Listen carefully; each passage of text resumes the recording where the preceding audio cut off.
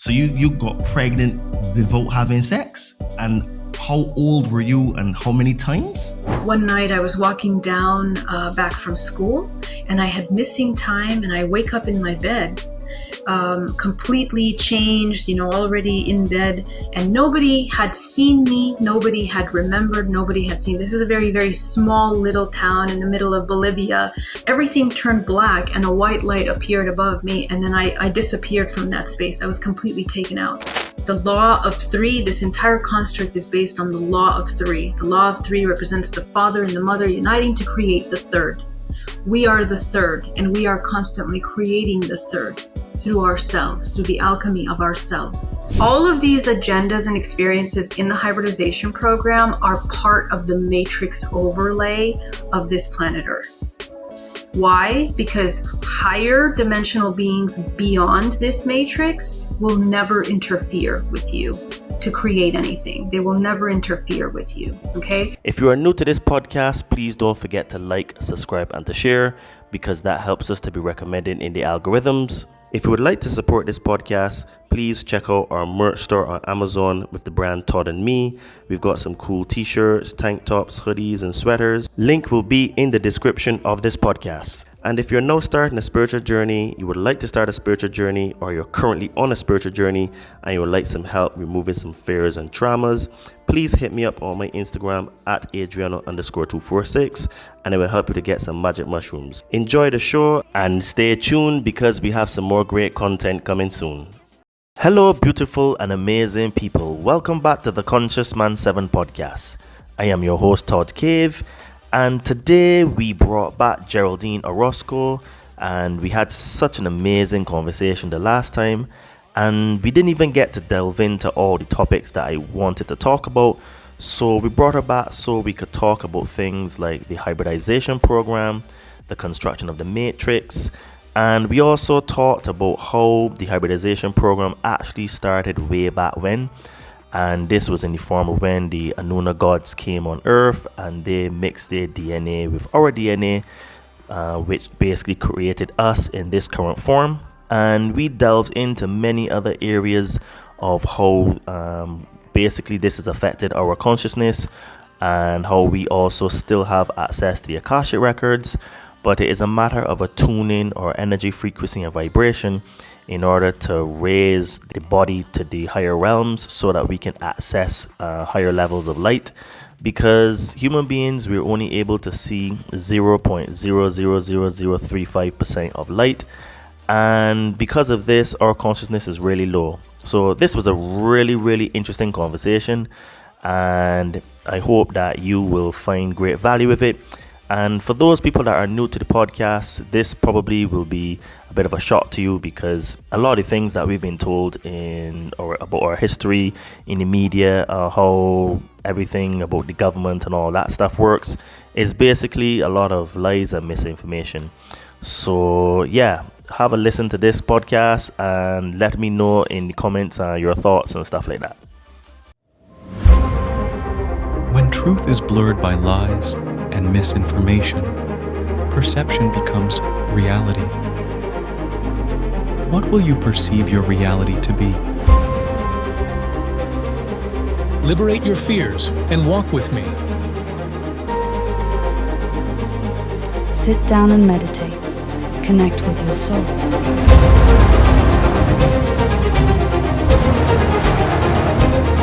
Be a monster and then learn how to control it.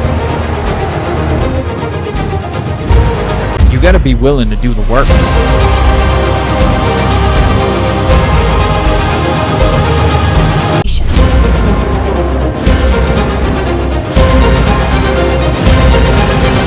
So it really goes really deep in terms of words and etymology and what they mean. So this is why it is really hard to really crack the matrix, because there's so many levels and layers to it, Geraldine, welcome back to the Conscious Man 7. How are you today, my friend?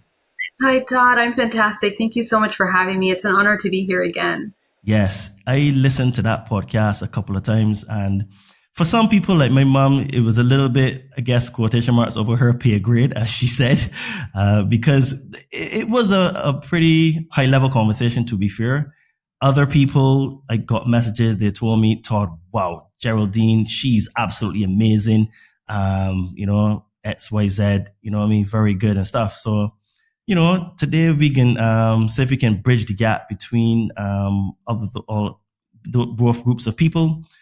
So basically today I want to talk a little bit about the things that we didn't get to talk about last time, and that was sort of like the hybridization program.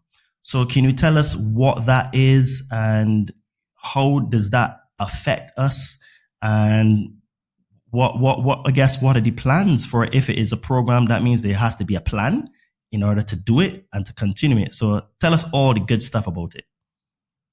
Okay, so the hybridization program, it's called a program. I guess it's been called a program, and that's not really the correct word for it necessarily.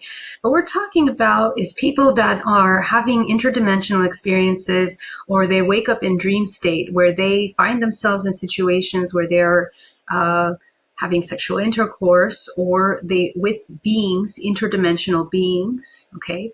Or they find themselves having children, giving birth to children that are half human, half alien, or half interdimensional, okay? So that's essentially what the hybridization program is. And it's a phenomena that has been existing since the beginning of time, since the divine conception. And of course, the way that we look at it, when I say the word aliens, and then we talk about the divine conception, we don't see that connection there. But if you understand the story of the divine conception, the concept is that the Virgin Mary has a presence of an angelic being that essentially shines a light on her belly, and then she is seeded with life. Okay, so that is an age-old story that we have been hearing through ages and ages, and the symbology behind that is really about, it's the creation story, it's the manifestation, and it's what makes humanity and the humans so profoundly powerful in their ability of creating an entire other human organism. And we essentially, if we look at those stories and we go back in history, we discover that we are essentially those hybrids. We are seeded by these higher dimensional consciousness down our history. If we go back to the Book of Enoch, where the gods merged with the humans in order to create, the human race, and how all of that developed. But we have this in our collective subconscious, okay? It's there, it's in the subconscious programming of the collective. So what's happening is that, in my case, I had an interdimensional experience in 2013 where I was presented to children that were said to be mine. And when I met them, I saw myself in them. I recognized myself in them, in the gestures and the way that they looked. It's the feeling that a mother gets when they connect with their child, or when a long lost brother connects with their sister. It's this undeniable connection that is both genetic, biological, emotional, and psychic, and that is the kind of profound connection that these people are having in these kinds of presentations. They call them presentations. So a quick recap of the hybridization program. It starts at a very early age where we have experiences of implantation. And usually it's the first experience where there's a light in the room. You have missing time, which is an experience of consciousness. And then all of a sudden you lose consciousness for a certain amount of time. And then when you regain consciousness, usually you realize that a lot of time has passed in that, but it felt like a split second, or you have the memory of an event that could have been maybe 2 seconds, but actually in real time, we've had like 4 or 5 hours missing. Okay. So this is a very, very, typical part of the hybridization program. People really experience this kind of time loss in these kinds of experiences. And during the time of their missing, they find themselves on these experiences where they're on board craft, they're inside of these medical scenarios. There's something either being implanted in the body or taken out, and usually it's biological matter. This is the nature of those kinds of experiences. So in addition to that, so in the hybridization, there is the implantation, there's the insemination.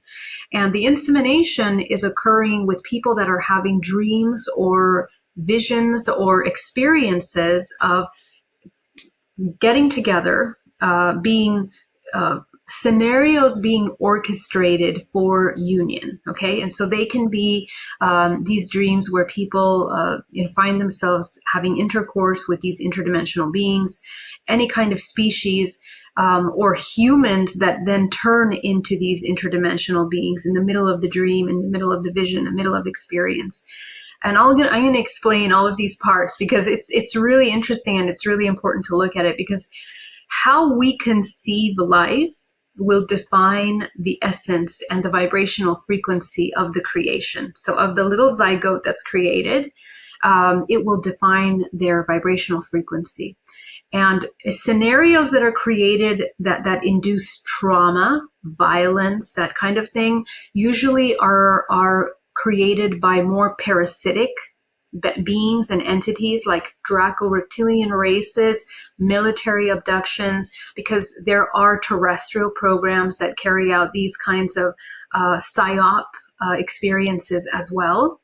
And they manipulate a lot, and they also infuse chemicals in the body to create visualizations and hallucinations that look like ET beings, like you're having interactions with ETs, but actually it's inside of these underground, bases or some kind of medical environment, more of a medical environment.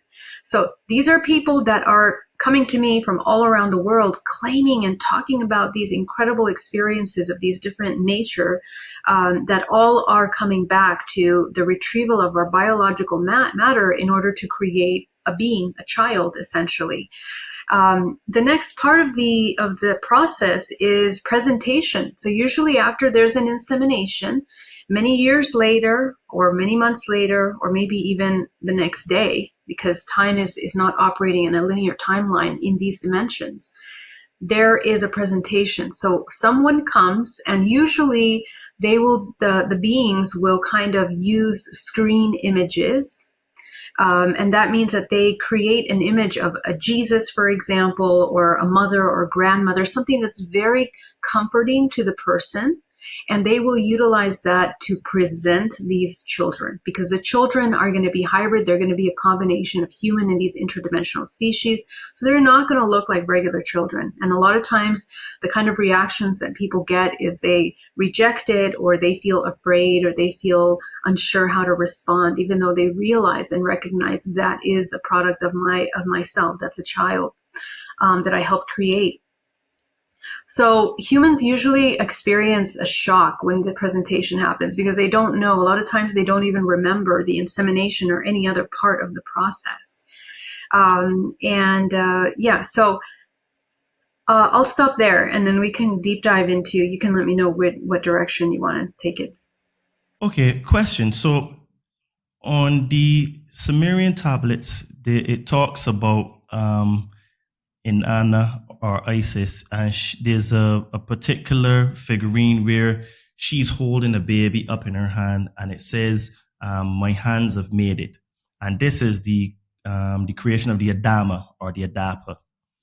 And it sounds, because basically the story of Mary and the virgin birth, what people don't understand is that Mary's mother, so Yeshua's grandmother, she was also, according to Jewish texts,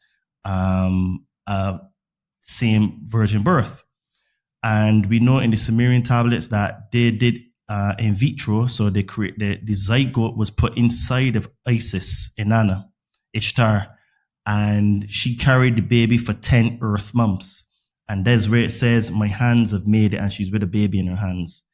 It sounds very much like if the virgin birth story is actually artificial insemination, and not how people would think that there was this light shone on Mary's belly and then Yeshua was created. Do you see anywhere in like what you've been shown that that is actually how it is described in the Sumerian tablets, that where is specifically a zygote that was put in, they mixed the two materials together, the two different DNAs, and then injected it inside of them? So is that exactly how it says in the Sumerian tablets?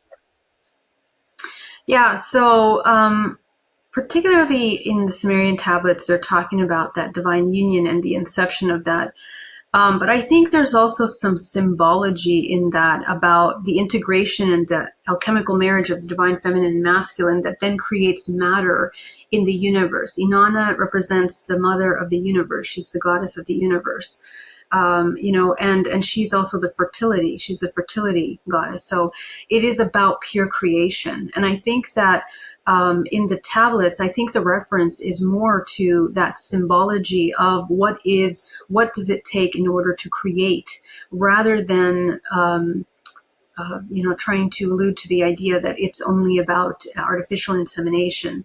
And the reason why is this, because what I tend to see in the programs, both in the military programs and in the more lower vibrational frequency. What do I mean by lower vibrational frequency?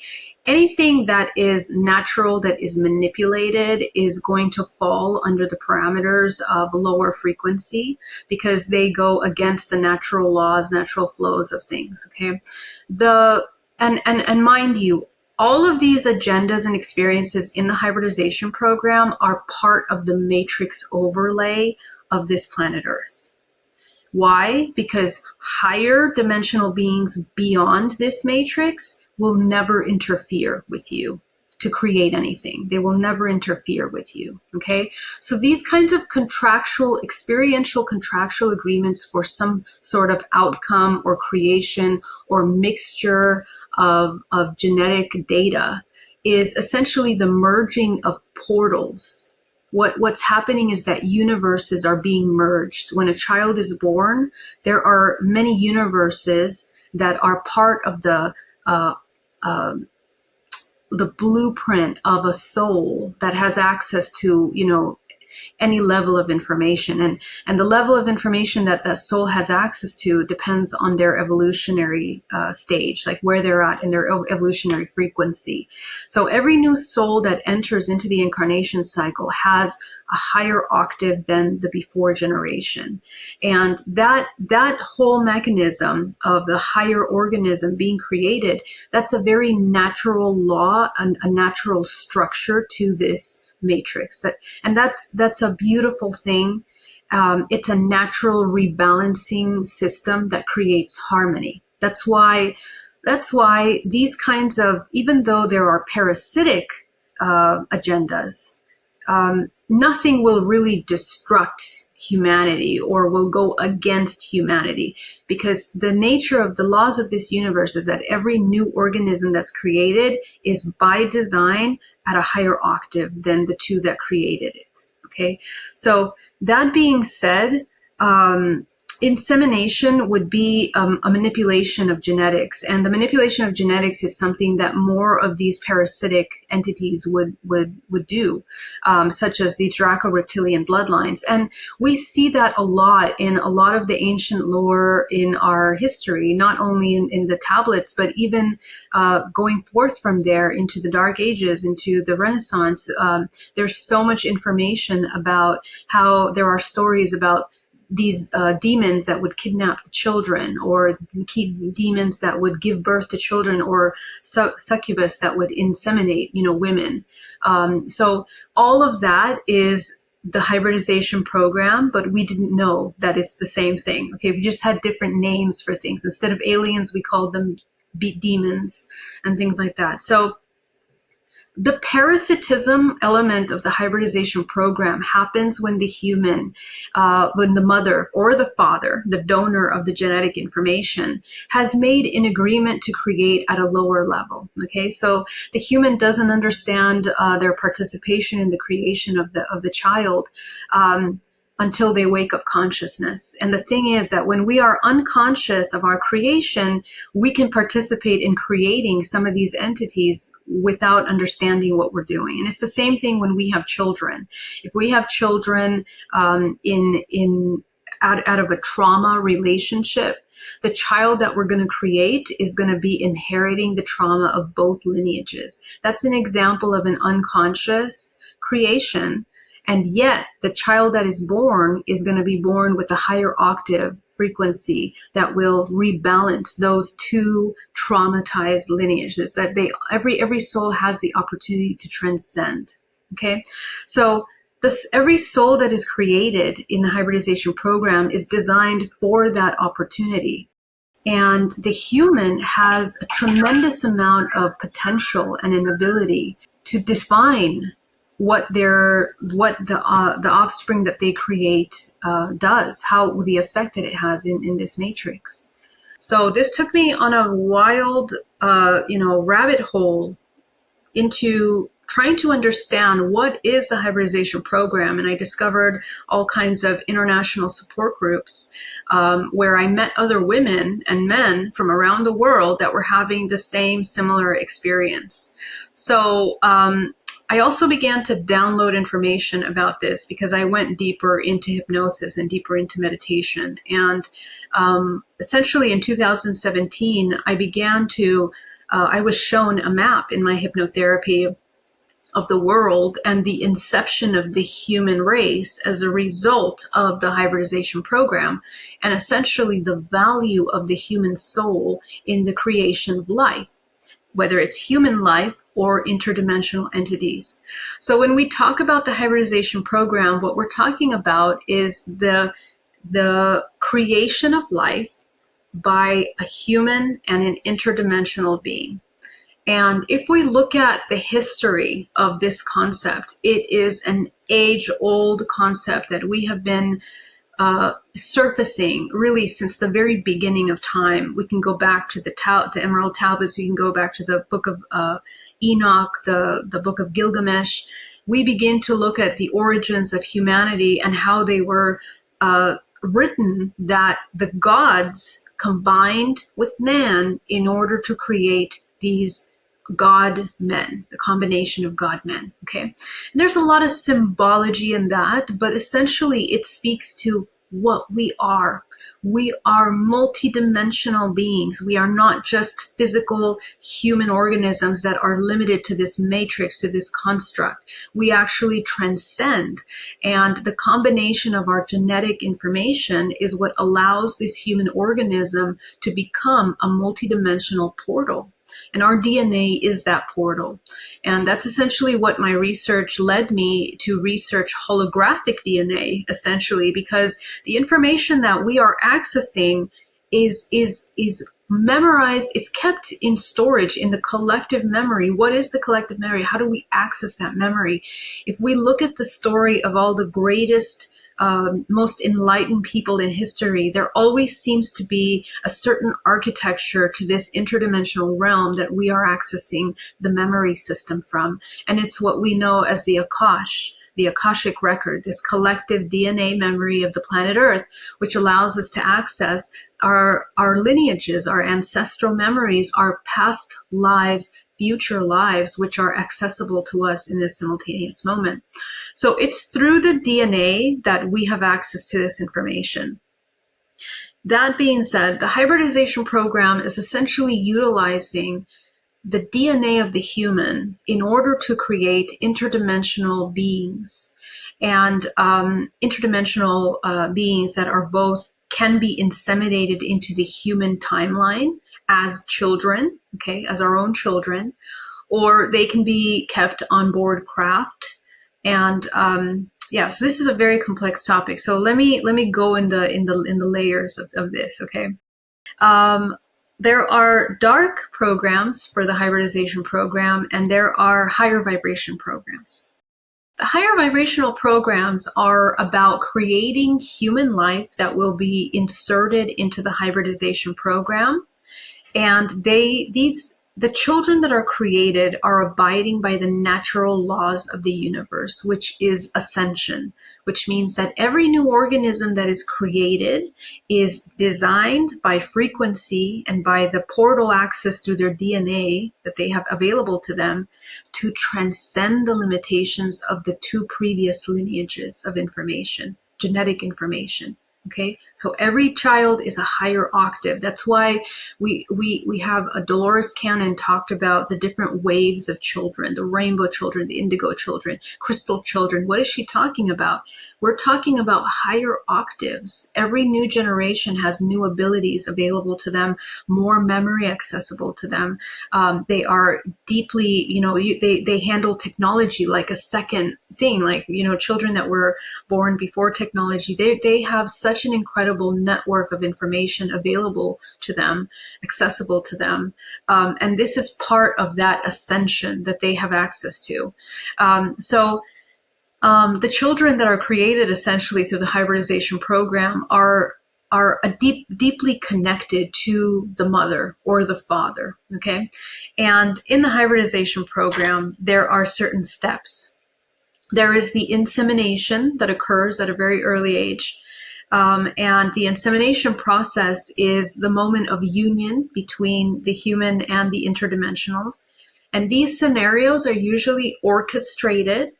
The more loving the orchestration of the scenario, the more high vibration the being is going to be, and it's the child as well that is created by that union. The more traumatic and abusive the union orchestration is, the more parasitic it is. Okay. And so the thing about these two agendas is that the mother or the father has 100% ability to manage what they are creating through their own ascension. And a lot of people like to maintain contact with these children, or they can communicate or connect with the children, and sometimes there's a lot of information there that help them in their ascension process. Okay, so I'll stop right there, and then you can tell me which direction you want to take it. Okay, so this is very interesting. So you're saying then that the offspring of the union of the two beings generally is higher. So this makes sense now, where you have in the Quran, the Bible, the Sumerian tablets, the Nag Hammadi, where when the Anuna gods or the Watchers, the fallen angels, whatever word you want to use, when they mixed with the daughters of man, and the offspring, being us, had, according to them and all of these texts, we have the potential to be greater than them. So basically, you're saying because of the union of them and the hominid species that existed, us, the offspring, by default, because of that's how it works, that the each wave is ascending at a higher level or becomes better, will automatically, because they become better, and they feared us because there's one part in the text where it says, nothing it seems that they can't do. So this is why they confused us in terms of language. This is why they give us all these religions. This is why they did all these systems and put in things like government and money to separate us, because ultimately, if we realize our true consciousness, our true ability, we be better than them. So their host body slave system would die. And there's even a tablet called the Myth of Adapa, or the Myth of Atana. I get them confused, but I think it's the myth of Atana. He says, no, it's a Myth of Adapa. Enki tells Adapa that I created you to be the best of the Anunnaki. And it's very strange the way he worded it, the best of the Anunnaki, because the Anunnaki means those of the royal bloodline of An. So that means by default, because he is Enki's son, because I think Enki used his own, I think he had sex with the lady, one of the hominid species to produce Adapa. By default, Adapa would be an Anunnaki because he's the royal bloodline of An through Enki, who is An's son. So therefore, we get the ability to ascend and become the best, which is why they fear us so much, which basically makes a lot of sense, because I couldn't understand why he would say that or how that would be, but I just knew it as we have the ability to be better. But now you're describing the hybridization program and then the nuance in it, it makes total sense now that our progeny, our children will become better than us, even though we're just humans, the children will become better than us because it's still the divine union as you're describing. Is that correct? Yes, exactly. And thank you so much for such a beautiful overview of that, because that is exactly what it is. And the thing is that DNA is a database of DNA is a portal, and I'm going to go deep into explaining this, but at this point, we are a hybridized race to such an extent that we have many species encoded in our DNA. So we are a product of many. This is why so many humans have so much access to different species, different kinds of species, different kinds of interdimensional beings. If we didn't have that in our DNA, we wouldn't be able to even acknowledge or see it. And this is also true for people that don't resonate with specific ET races, for example. They have very little of that in their genetic bloodline, okay? Because DNA is a portal. And what I mean by a portal is that when we unite with, let's say a human unites, this is just a simple example, a human unites with a Pleiadian. The history library of the Pleiadian, when it's merged with the human history, becomes one. And so the human now, this organism has access to both histories. They also have access to all the abilities that are genetically available to both species. They also have access to, the consciousness and the limitations of both species. So the human that is created by these two species essentially has the ability to transcend those limitations based on the vibrational frequency. And those limitations are defined by the parents, okay? So in the same way that when we find a partner and, we are brought together by a certain resonance, and that resonance becomes the theme of ascension of this family. We pass that theme of ascension through many generations. So what's happening now is that a lot of contactees are remembering their contact experiences. Through hypnotherapy, they begin to recall their memories, and then we interview the mom and the dad and the grandma. All of them have had history with those species in their dream states, in their experiences. So in the same way that we're transcending human karma, what we think is just human, we are also transcending interdimensional karma, lessons, these kinds of limiting belief systems.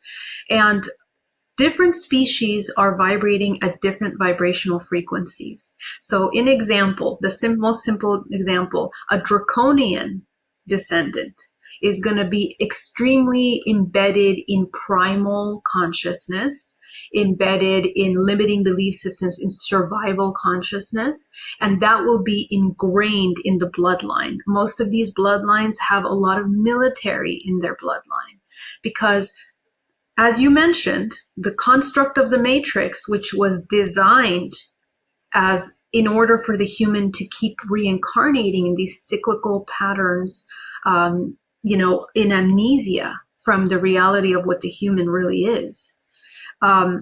This entire shadow government and military construct is made in the model of the Draco-reptilian consciousness. Okay, they literally exist in a militaristic construct.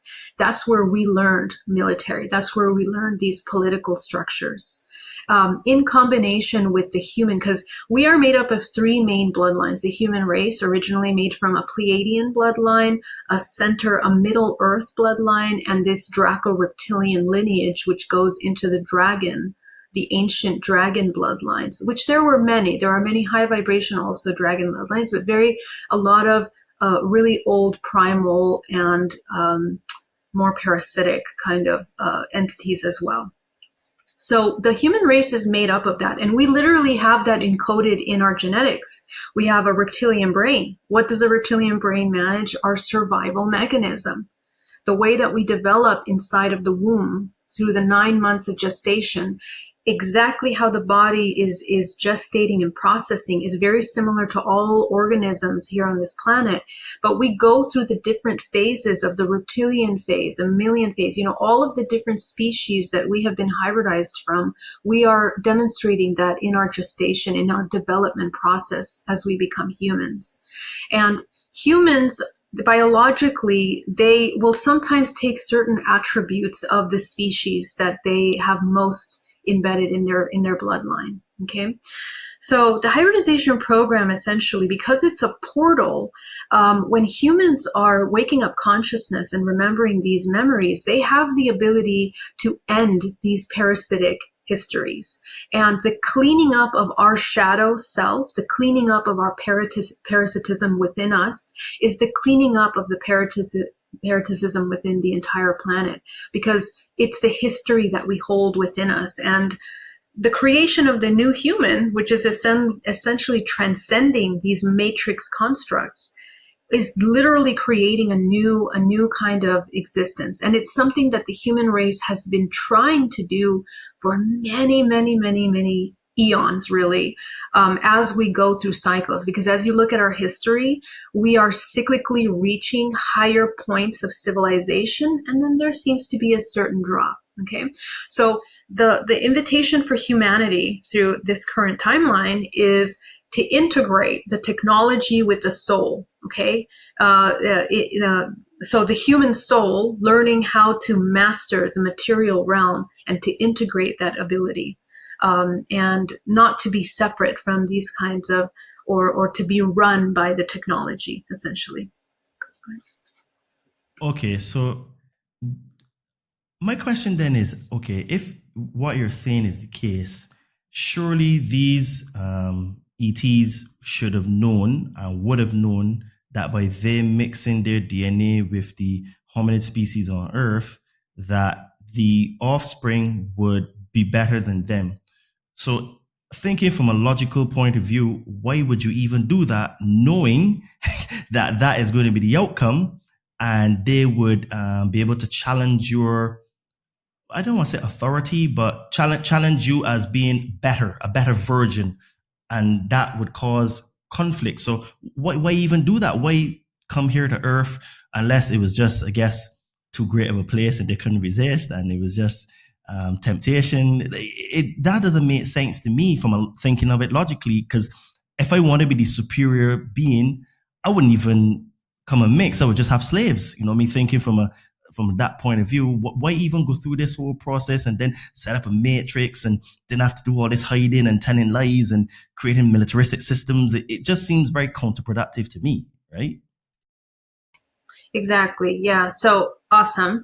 So the thing is that the way that we're looking at these things, the military construct and all these things, we're looking through the human filter. Okay. And this is the construct of the matrix, but we have to understand that this is only like maybe 2% of what we are. And it's also 2% of everything that we're participating in co-creating. Because we are creating, as per the hybridization program, we are creating life on many different planets simultaneously, what we know as planets, or collections of consciousness. Because in reality, if you were to look at this from the energetic perspective, we just look like cells within cells in organisms, spheres of consciousness that are evolving, that are literally moving through a river of evolution, an ascension of evolution. That's really what this entire system looks like from the bigger picture. And if you really look at it that way, the planet Earth has its own harmonious balance. And even though we seem to look at it from duality, even what we perceive as parasitism, from the bigger picture, it's just the natural part of the cycles of life, death, and regeneration that are natural to any organism, to the survival of any organism. What we're talking about is survival. For the primal, these primitive, more primal consciousness, their only focus is survival.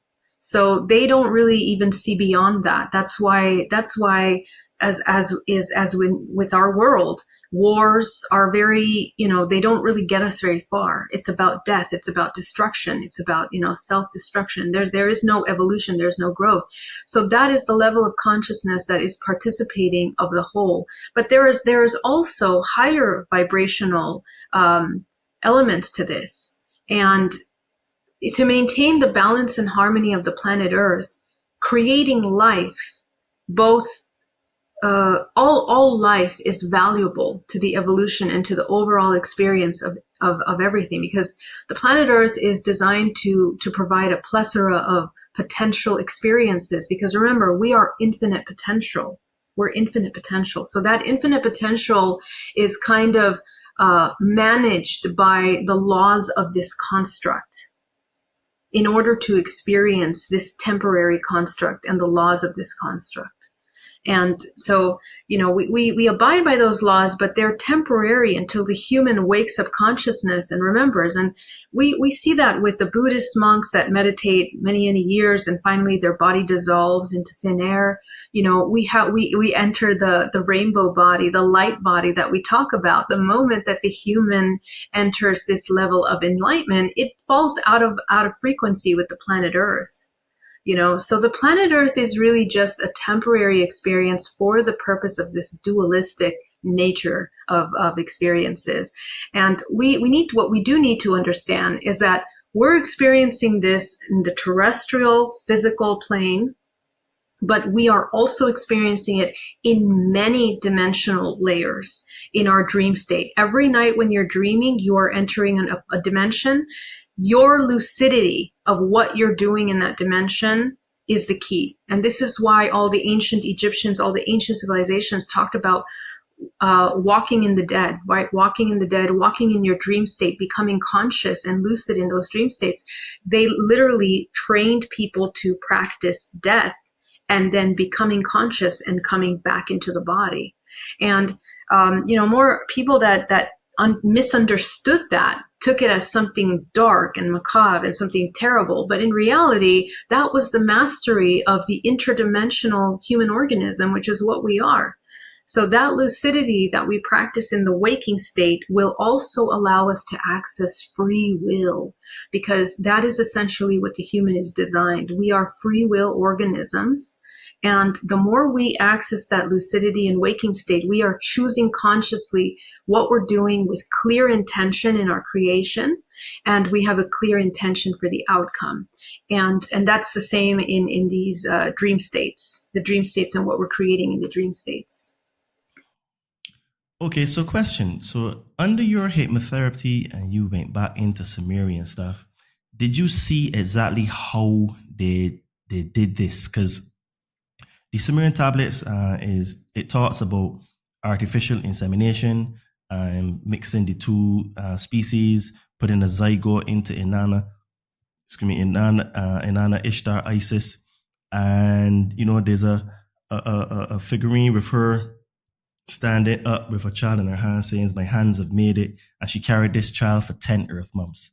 So when you went back in your hypnotherapy, did you see any of these type of activities, or how they created this in the lab? Is it exactly how they described it in the text? That, because it sounds kind of crude, where they just, it didn't go into this explicit, but you use your imagination. You just had a few hominin women inside a lab, go inside, take out an egg, go get some semen from a guy, mix the DNA, put it inside of Inanna Isis.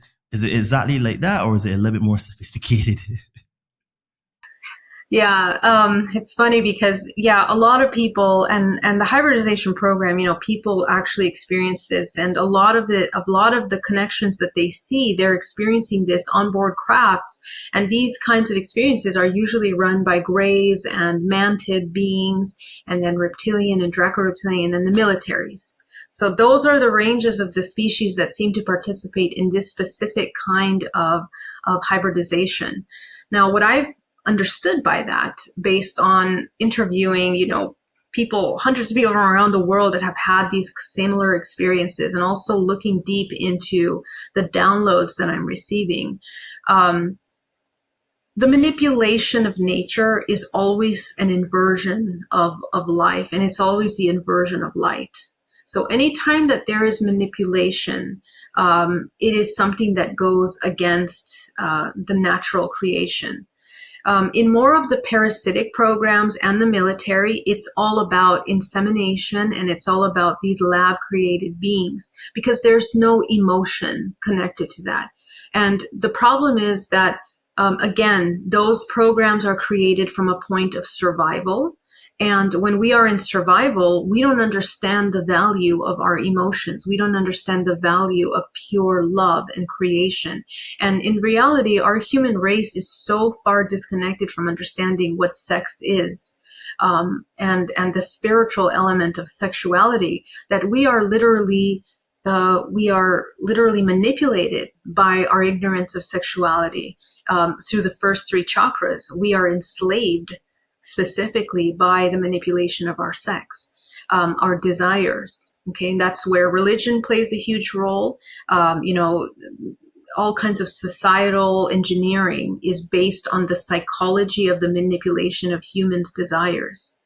So the human that is becoming aware and understands that, what would be the opposite of that? The organic creation is when a union is made in pure love, an actual pure love, unconditional union, the alchemy, the sexual alchemy. And this is where all of the ancient arts of sexual alchemy have been suppressed through history. Transmutational arts of our creative life force.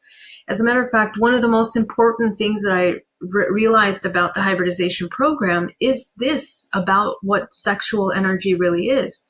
Remember that in Kundalini practices, we are using our primordial life force, which is our sexual energy, and we are breathing it up the spine in order for it to collect in the pineal gland, where it begins to develop the oil-like substance called chrism. Chrism, which is where the concept of Christ emerged. What was Christ in our history? Christ was the divine conception of the God, the Son of God, that was the representation of the human's greatest potential, the most loving, unconditionally loving being of compassion that was able to turn wine into gold, that had mastery over matter. So Christ is an example of our highest potential timeline that every human has encoded within them. And if we look at the timeline of when Christ consciousness was inserted into our timeline, it also speaks to a lot of genetic mutations that emerged.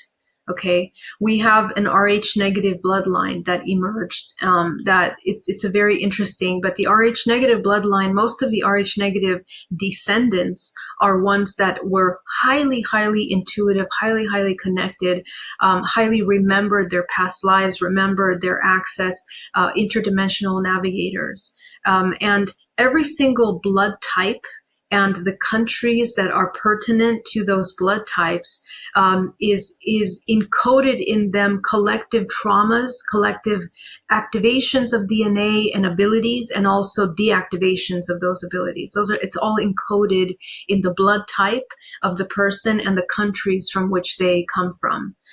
Because the planet Earth is also an organism of self-organizing consciousness. So where we are born, in the same way of our astrological sign, the overarching archetype that the human takes on is part of this portal database that I was talking about, where we are identifying the species in which we have encoded in our DNA.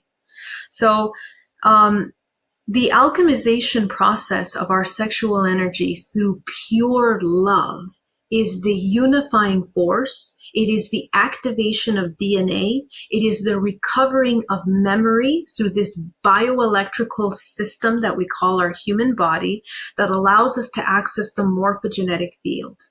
Okay, so the morphogenetic field is the instruction manual that brings into form this physical body. And the emotions that we create are the bioelectrical charges that we put into the construct. So more of the high vibrational unions are made in love, and people will describe these experiences as the most incredible orgasm that they've ever had in their entire life, for example. Okay. And, remember that the human's pursuit of truth, the human's pursuit of seeking the divine essence is love. Every single human is seeking love. Every single human is pursuing that bliss state, that orgasmic state. And what we are pursuing essentially is our reunification with source.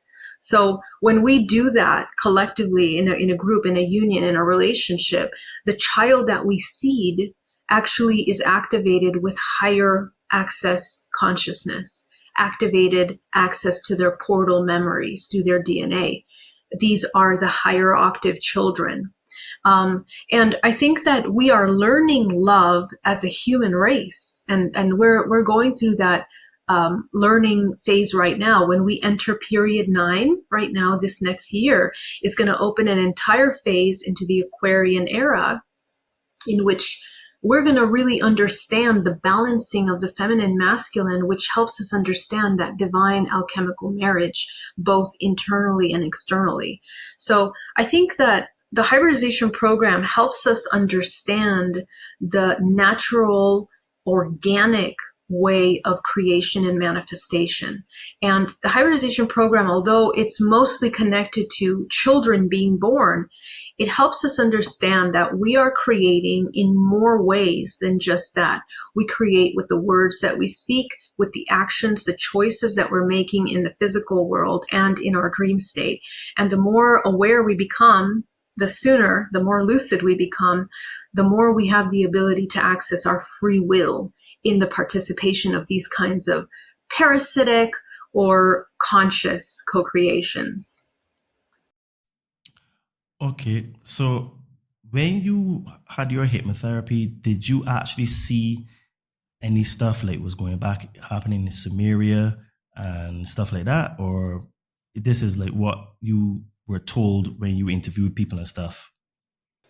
No, this is what I saw in my hypnotherapy. Yeah, so literally I was taken back because I had a past life in Sumeria and even before that, but I was working in the temples in Jordan, I'm sorry, I can't remember the name of the temples, but I don't know if you can remember the name right now. It's in Jordan, and it's those amazing temples that are carved into the mountains. Do you remember? Petra, sorry. Yeah, Petra. So I was working in Petra, and what I saw was that I was working with the Anunnakis. I was working for them, many generations, also working alongside with Christ when Christ was born as well.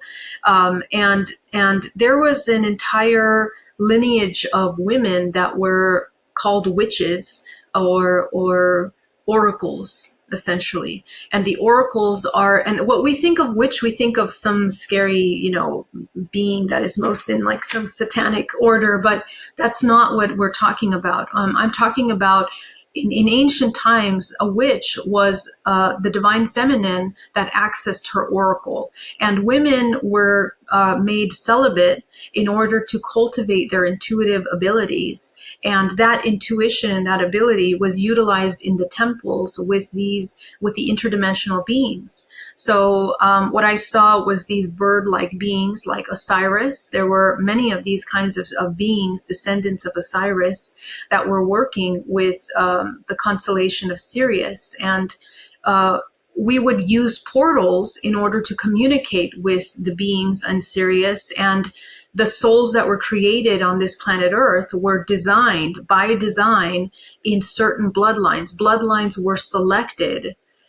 based on their accessibility to interdimensionality. Okay, so the more conscious and the more awake the bloodline, the more intuitive the bloodline, those were the ones that were utilized for the creation and the insemination of life that were combined with the gods. So what happened is that they used to hold these orbs that look like a sun, and the sun was made out of souls. Okay, and they was inside one of these temples in Petra. They would, inside that stone room would be this gigantic thing that looked like a little mini sun. Now the sun is a portal, and these little micro portals were created in order to pool plasma essence and then create a child, another organism. So I think what you're referring to that was written inside some of these tablets was exactly this kind of work that we were doing. There was a concept of insemination and a concept of manipulation of this consciousness. And that did take place. And this kind of program of genetic modification, you can say, is something that was passed down the generations. And we see the bloodlines developed into, Alexandria, going all the way into the Roman Empire, going into England, going into the United States through history. These bloodlines were preserved. Now, some of these bloodlines became, they were very focused on only creating children within their bloodlines. And that's why we have in many religions, a lot of this incest. But back then it wasn't seen as that, because it was just essentially the soul that was participant of this soul group family. Okay. And let me clarify what that means. That means essentially what their idea was, that they want to keep the DNA pure. They wanted to keep it pure. From these concepts, what happens is that many of the bloodlines leaked out into other family lineages. And that's essentially how we ended up with the human race. And if we look at our genetic history, every single human, we are related to one another. We have an origin story that is seated in the same origin point for this generation. There are many generations before that of humans. But the bloodlines that came into power were the ones that understood this kind of hybridization program. And that was the first program that was created. They were the royal families. They were the ones that became the Vatican. They were the ones that became the royal families, the ones that went into the presidential houses, and the ones that managed and were designed to impose the matrix construct on the planet. So from there was also developed World War II. Fast forward, World War II, which was, run by Hitler, which was designed to follow some kinds of eugenics program, which is essentially what this concept of pure DNA turned into. It was an inversion that was manipulated. But from there was created all kinds of agendas around the world to employ eugenics, where there was this false concept of eliminating bloodlines that were not productive. And what are they eliminating? They were eliminating highly activated genetic bloodlines that were descendant from Christ bloodlines. Okay, so we all have Christ consciousness in our genetic bloodline when you look at it from the genetic database of information, because it's literally ingrained in our DNA. Okay, we are that. As I mentioned, it is an example of what the human has the potential of becoming. But these kinds of manipulations of genetics have been carried out through our history and are still being carried out in very, very dark agendas. And I don't really want to get too much into it, but all of the entertainment industry, all of the political structures around the world are somehow carrying out and supporting these programs without really understanding how they are doing that all the way. Okay, so there is a manipulation. There is also the government that does these kinds of abductions in order to create clone-like beings. And the clones are alters that are created from the consciousness of the human. The human that is unconscious becomes a perfect vessel to be utilized and parasitized on in order to create alters. And this is where we have things like the MK Ultra kind of programs. Those were carried out, for a very long time in history. And humans became very traumatized and fractalized by that. So the integration of those fractals is really important. And also it will allow the human to access consciousness and lucidity and apply their free will. So now that we're waking up from these many generations of unconscious states, this is why we're entering into another layer. And the reason why I talk about the hybridization program is because the more we become lucid in our interactions and our participation with these kinds of parasitic global programs of genetic modification, whether it's through pharmaceuticals, whether it's through the food, whether it's through vibrational frequency technology. We need to come back to the technology of the body becoming more organic, becoming more consciousness, more connected to this physical organism, and more connected to nature. Because the humans that have connected to nature through history were always the ones that were able to access through the portal of their DNA the wisdom of these advanced civilizations that is available through us. The ones that don't are the ones that are stuck in matrix consciousness, in survival ways of thinking and in being. Okay, that's very interesting what you said, because I have been starting to think that it is possible that the whole Yeshua bloodline was sort of like created and tried to be very specific for Yeshua to do a specific purpose. And the reason why I say that is that Jewish texts show that Mary's mother, so Yeshua's grandmother, was also a virgin birth. And then Mary herself was a virgin birth. And then obviously Yeshua, he was a virgin birth. So it makes me think like if Yeshua's birth could be purposely done to bring a being into earth that would be the most psychologically sound human to ever work, balance very well both male and female, because according to what you're saying, the offspring becomes better. So if this, and then also because a lot of people don't know is that the apocryphal texts show that Yeshua and Mary Magda had children, and that is where you call the Merovingian bloodline. And that was the whole reason why they left Egypt and went into France, and they were under protection with the Knights Templar and stuff like that.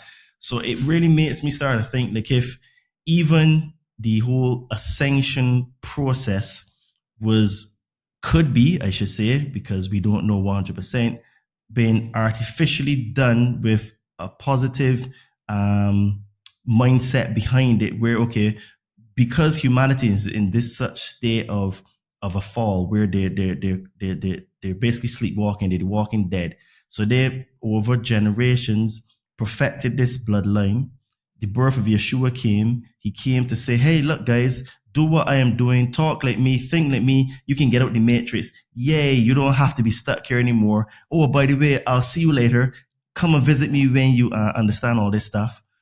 And then something that was so positive ended up having a lot of dogma injected in terms of religion. People started to think that Yeshua was actually God, worshiping him, taken away from the spiritual aspect of Yeshua, because Yeshua was the Christ. The Christ is a title, comes from the crystalline consciousness. It's a state of being where you're both male and female at the same time in terms of thinking.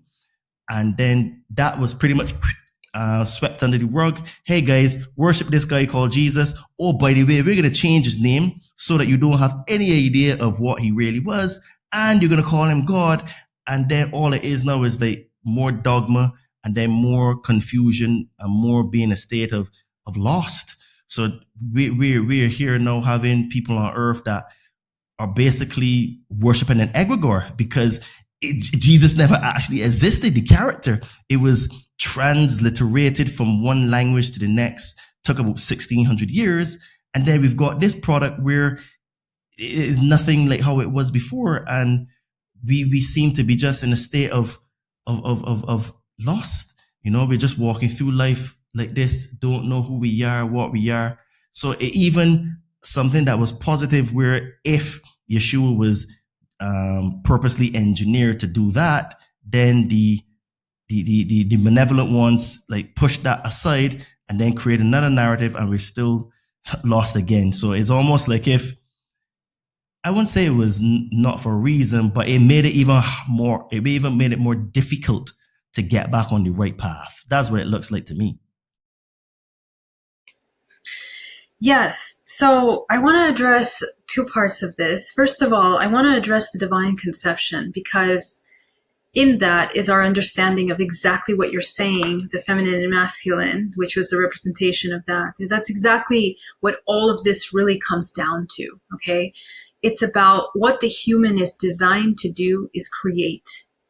The law of three, this entire construct is based on the law of three. The law of three represents the father and the mother uniting to create the third. We are the third, and we are constantly creating the third through ourselves, through the alchemy of ourselves. That is really the greatest takeaway of all of this.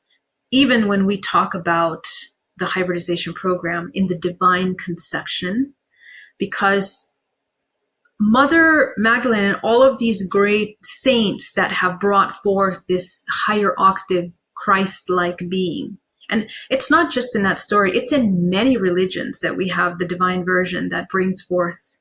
Why? Because from that purity, from the integration of the union of that alchemical marriage is where creation comes. And what that's saying is that it has nothing to do with the material or with the physical concept of love. It has everything to do with this higher octave of consciousness, the development of our higher faculties, and the communion of the human physical vessel with the higher self. This is the union. And the whole concept of the angelic beings or the Anunnakis or whatever it is that have merged with man is exactly the same what we are doing. We are merging our physical body with our higher self. And this is what we're learning how to do. And the divine conception, you see, when I experienced the hybridization program, I became pregnant when I was virgin, actually. And it happened to me 3 times that I became pregnant when I was not sexually active. For over a year, one time, and over 4 months, another time. And then when I was 16 years old. So, and also I was born in a Gnostic family, and my parents practiced sexual alchemy.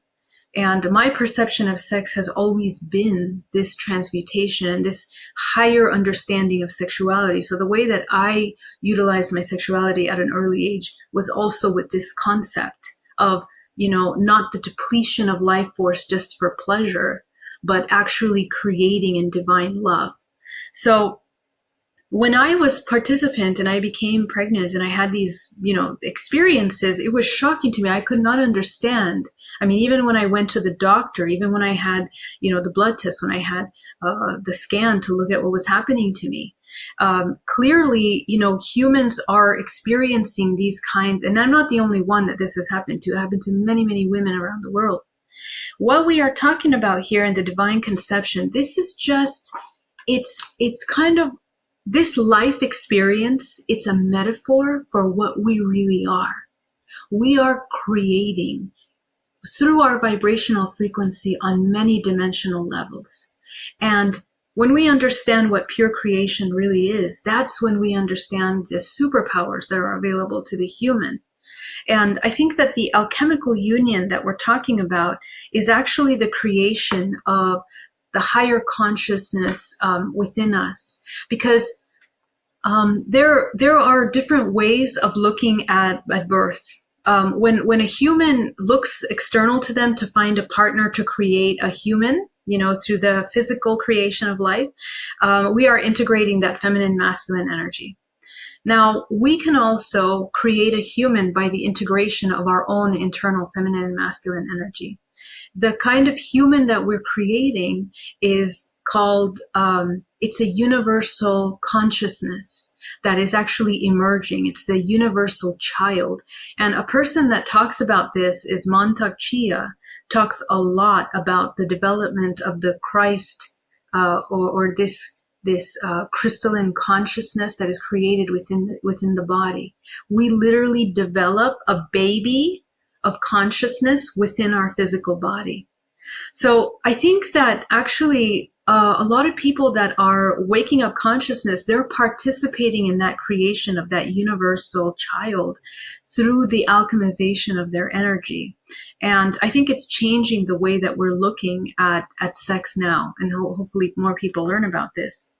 So the other part that you were talking about, Jesus Christ as an example, yeah, you're absolutely right. And the same model in many religions was taken, the concept of this Christ-like being that is an example of the human. The idea is that we become that Christ-like being, that we literally become that, and there is no limitation for the human. All of these constructs of the matrix fall short to the limitations of human. Okay, so back up here a minute. So when you said that you became pregnant, was this when you were in a altered state? Was it actually in this present incarnation here on Earth, like now, like Geraldine, the person I'm talking to now? So you got pregnant without having sex? And how old were you and how many times? Yeah. So when I was 16, I lived in South America for a couple of years, and one night I was walking down back from school, and I had missing time, and I wake up in my bed, completely changed, already in bed, and nobody had seen me, nobody had remembered, nobody had seen. This is a very, very small little town in the middle of Bolivia. My family's from Bolivia, and so I had the missing time, and when I was walking down the cobblestones street, everything turned black and a white light appeared above me, and then I disappeared from that space. I was completely taken out.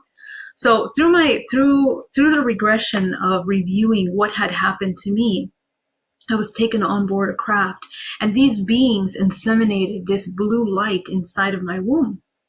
Okay. Next thing I know, I'm waking up at 3 a.m, find myself in bed, and for the first time in my life, I feel this feeling of arousal in my body. The first time in my life at the age of 16. Now, mind you, I was very innocent because I didn't really know what sex was till I was 18. And I don't know if that's a good thing to say or a bad thing to say, but I did not understand what sex was. Physically or in any way. I was very sheltered in that way. Okay. And, but I became pregnant because next thing I know, I'm starting to feel sick. I miss my cycle. And, my uncle is a doctor, and I kept telling him, I don't know what's wrong with me. I'm sick. They say, it's just a stomach bug, go ahead and take something for that. And then I became extremely sensitive to medications. I couldn't take any medications. I couldn't even take birth control. But I wasn't even taking birth control then until 18 anyway. But just to tell you that from that moment on, when I was 16, I couldn't take Tylenol, ibuprofen, whatever. My body couldn't take it. It turns out that this is a very common thing for women that are experiencing these kinds of anomalous pregnancies. Not only do they have the experience of the sensations of pregnancy, whether it's nausea in the morning, morning sickness, all of the symptoms physically, the tenderness in the body, the growing of the belly. But usually this usually lasts maximum 3 months, okay, of the gestation process. Then after 3 months, they experience something that's like a miscarriage. And then there is no zygote. There is nothing. There's nothing there. The zygote is missing. And so the doctors will explain that as a blighted ovum, which means that it just dissolved inside there, or the body reabsorb it, or you have hormones that really want to have it. You have such powerful intention and you want to have a children that you start developing hormones for pregnancy in your body. So your pregnancy test can actually come out positive because you create that hormone in your body. But, I was 16. I didn't have those desires. So that was the first time. So in addition to that, I went to the doctor to get checked. The doctor checked I was virgin. And also in the ultra scan that they did of my uterus, it began to show scarring that looked like I already had a child. Okay. So they couldn't understand how you are a virgin and also having these kinds of scars in the body. So it's not a very common case. My case is not terribly common, but to me, that was shocking. But my dream and my vision, what I call the dream, that's the only thing I knew it as. I didn't know them as aliens. I knew them as white lights.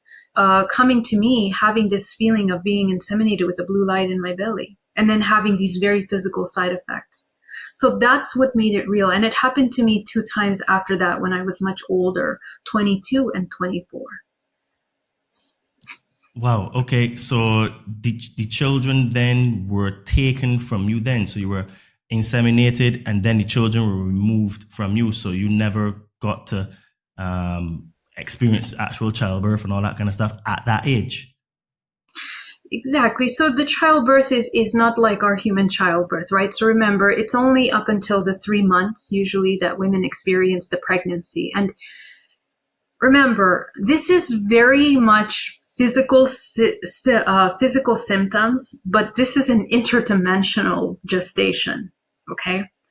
So what also happens is that the gestation of these interdimensional beings is faster.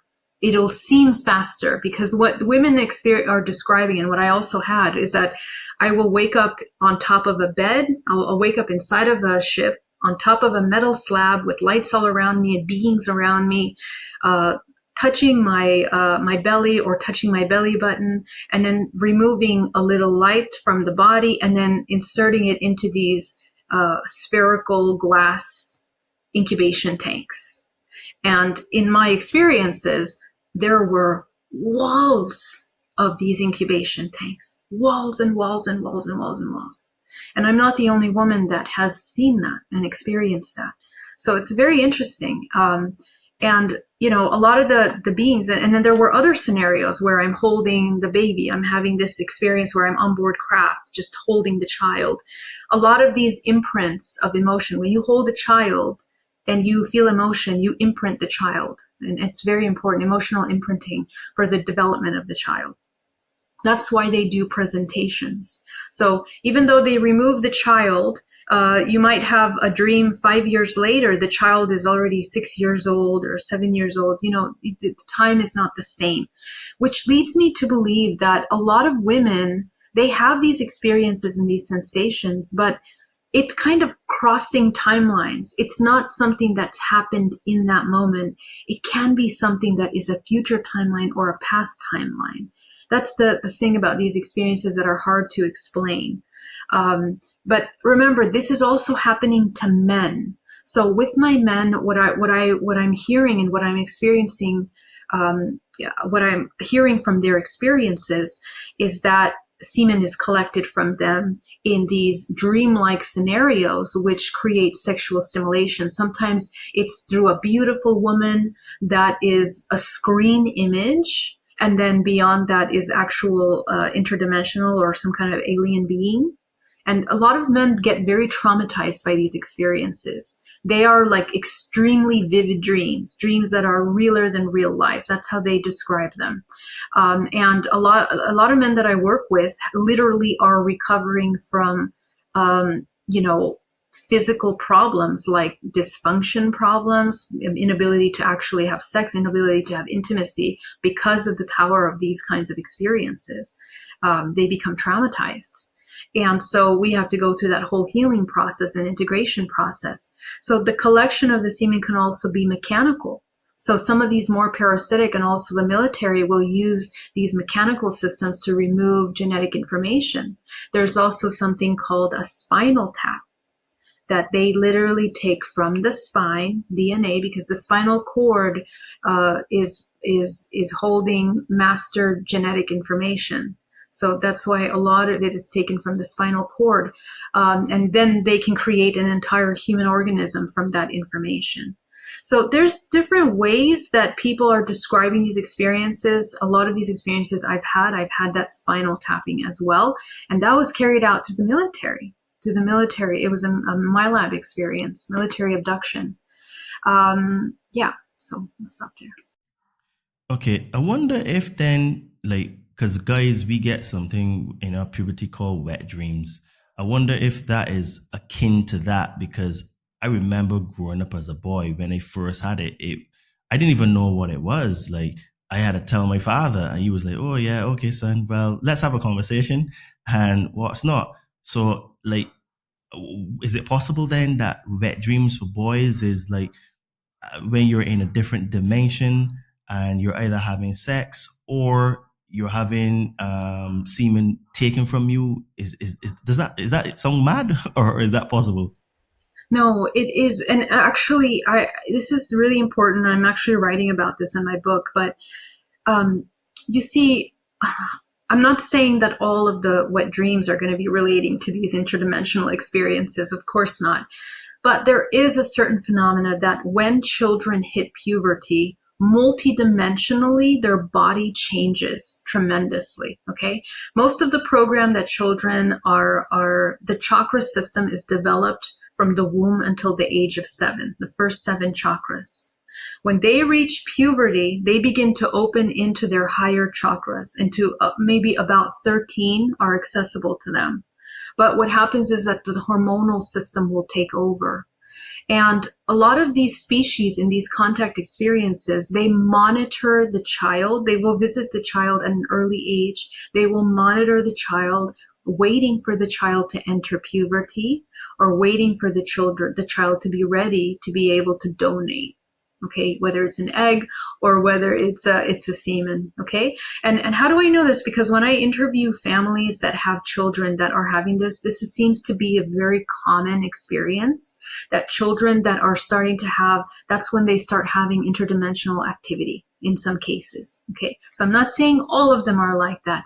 You know, wet dreams is a part of our natural psychobiological opening into this access into the hormonal world, but I would be very aware. This is the problem, that the reason why children have these wet dreams also is because we don't understand sex. We don't teach our children about sex. We ourselves as adults don't understand sex. Okay, so we need to get educated on what is sexual energy and to teach the child to redirect that energy for the healing and the regeneration of their body at an early age. Because what happens is, remember, energy never eliminates. It never dissolves. Every single release of energy is creating something. So when we have unconscious release of semen, for example, interdimensionally, this can be utilized by parasitic entities that we are not even aware of. And a lot of us that have a lot of imbalanced sexual, desires and appetites and all of these addictions to porn or things like that, we actually have a lot of entities and parasites. And a lot of us are utilized in the hybridization program because we have such little mastery over our sexual energy. What I have noticed is a lot of people that are completely addicted to sex or even drugs or any kind of addiction, usually they're not home, right, in the body. They're just not connected to their physical body. They're not connected to their emotional body. Those are the people that will experience a lot of these traumatizing experiences interdimensionally. And you might not even realize that you're part of the hybridization program. The dream might be a sexual dream with an ET or some weird being. That's simple. That's part of the hybridization program. It could be a simple experience of, seeing UFOs and then having the feeling of sexual arousal later on, and then having weird dreams. Those are all part of these kinds of hybridization. So we take things for granted. We don't know how to recognize them, but we are actually experiencing a lot of interdimensional experiences. And that's why lucidity is so important at an early age. So you become aware of what you're doing, why you're doing, and what's happening to you. Okay, so you talked about with ETs and stuff. So what do these ETs look like, and what stars do they come from? Because they have to have hind legs and walking on their hind legs and have genitalia, clearly, because it would be impossible to have sex with the hominid species before. So what do they look like, and do you know what planets do they come from? Yeah, so such a complex thing, because there's a couple things I have to tell you. The hybridization program isn't always sex with a being, with one of these kinds of beings. It's also that it's orchestrated between one human and another human. Okay, so a spaceship will pick up one human and then will pick up another human, put them together in the hybridization program to create a child on board a craft. a scenario of love is created. It can either be like a dreamlike state or some holographic system that induces the feeling of love between the two of them. Now, the key is that these two, as individual souls, they have soul contracts prior to this lifetime to participate in that hybridization program. These interdimensionals are just helping carry that out. Okay, so that's one thing.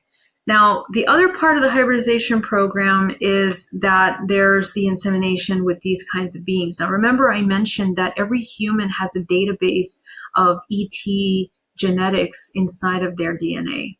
So we become attracted to the races that we have in our DNA. When a human has a lot of reptilian bloodline, they will experience hybridization with reptilian bloodlines because they already have that in their DNA. Okay. So, if we, and that's why some species, you don't really hear them being involved in the hybridization program. As I mentioned, that the hybridization program is part of the matrix. It's very much part of the sustainability of the matrix. Beyond that, there's no need for procreation. There are no sexual organs. There are no need for survival in that way because everything is energy, instant manifestation. So it's only in the physical, more terrestrial realms. What do these beings look like? Most of the seeding races that have seeded the planet Earth are the main neighboring planetary systems that we see in the history of humanity. So we have the constellation of Betelgeuse and those local stars that are the origin of the majority of these Draco-reptilian races. We have the Sirius constellations that bring in a tremendous lineage in the history of humanity. Most of human race is seeded from these bloodlines. The species, these different planetary systems, they don't only have one species. They have many species. You have to understand it's already hybridized. So we think there's only one species coming from one planet. That's not, it's like Earth. Most planets are like Earth. We all have many different species in our genetic construct, okay? And the next is Pleiadian. So Pleiadian plays a huge role. It's part of the physical construct that created the kind of body shapes that we have, okay? The bipedal with the two arms, the head and the kind of body shape that we have. There are many humanoid races that we are seeded from that are descendants and cousins of the Pleiadian races. So those are the primary donors of genetic data that have seeded information, but from there descend Lyrans, Arcturians, Greys, of course, and there are millions of different kinds of Greys, millions. And some of them are more into these hybridization programs than others. There is no light or dark between them. They're multifaceted, just like humans are. Okay, very interesting. So in terms of if we look like them, that means that most of them will be walking on hind legs. Like you say, have two arms and stuff, bipedal. So that means then that because we have different color skin on Earth, it means then that the ETs also have different color skin and different types of hair and all that kind of stuff. Because if we come from them, it means clearly, the ETs look like us, no?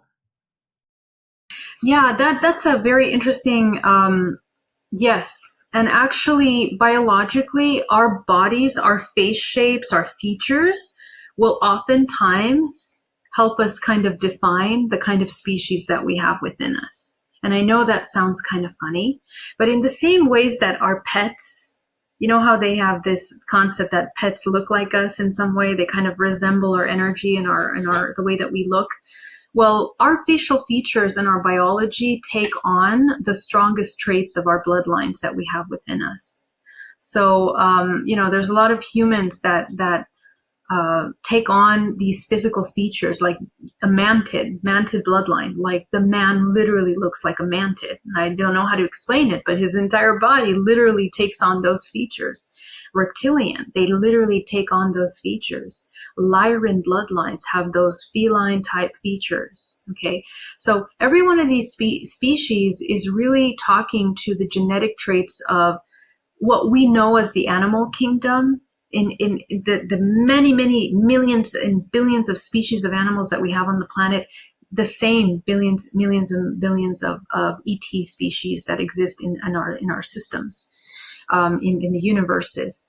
So we have that, and the other element of that is that what's more important than the physical manifestation, the color of our eyes, the color of our skin, the pigmentation of our bodies, is the psycho inheritance, the psychological inheritance that we're taking on from these species is an archetypal overlay.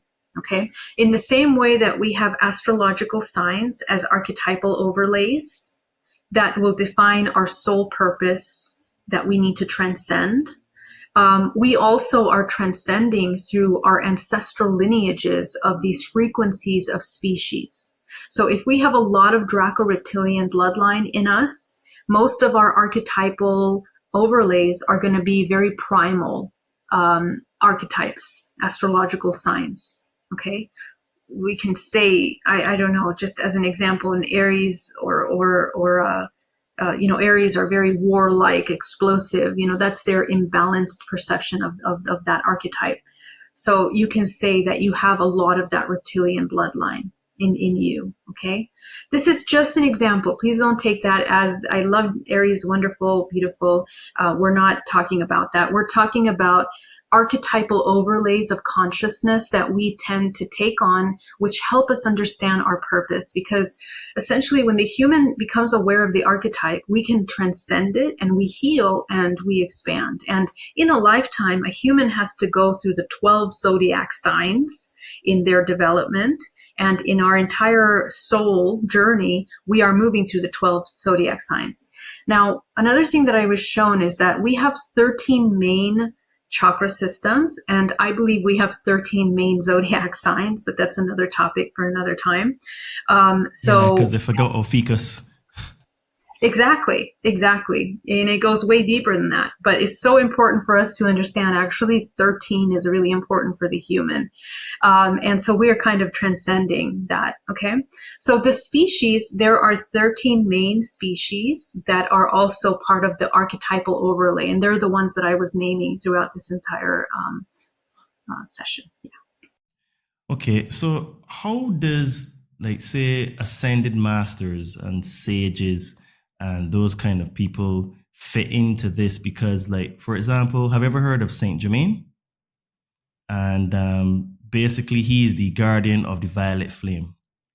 And I read 4 of his books, fantastic books. And you had Lady Nana. Lady Nana, she basically ascended. She became a master in one of those books, right? And he basically talks about speeding up the DNA in order to bring about this process of ascension faster. So how then, like, does Saint Germain and that kind of, say, John of information fit in to, say, like, the grand scheme of things with the ETs coming here and all that kind of stuff? So one of the things that I downloaded was essentially that the 0 point, the cultivation of the 0 point, is how you activate DNA. The cultivation of the 0 point is how you raise your frequency to the highest octave.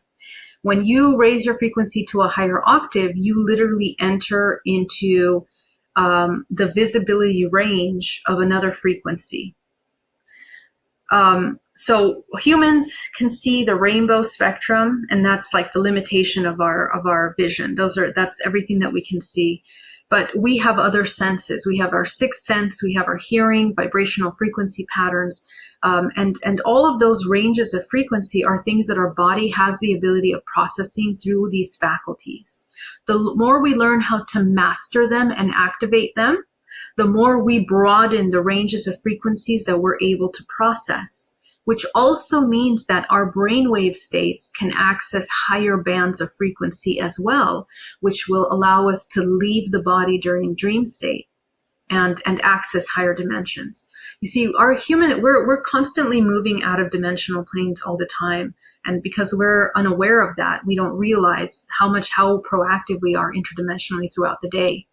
But in the nighttime, it's even more so. When we leave the heaviness of the body, we can enter into these dimensions. And that's where we're having ET contact. That's where we're accessing these interdimensional aspects of ourselves. So when we look at the history of all of these ascended masters, for example, one thing that they all have in common is that they all talked about the training of the 0 point. What is the 0 point? Is that you recognize yourself as all and nothing. And what that means is that you become lucid in dream state to the point where every interaction that you have, these interdimensional experiences are simply part of your ascension. And we should never identify. That's why I'm super huge on talking about never identifying with any one bloodline. If you discover you're Pleiadian, people just become Pleiadian all of a sudden. That's their entire identity. And every time you identify with something, that's a death, because you limit your potential and you limit your level of information that you can access. The human is so powerful, as we talked about at the beginning of this interview. We are this merging of the God and the physical. So we have infinite potential available through us. And the transcending of the matrix is the transcendence of all names, all form, basically.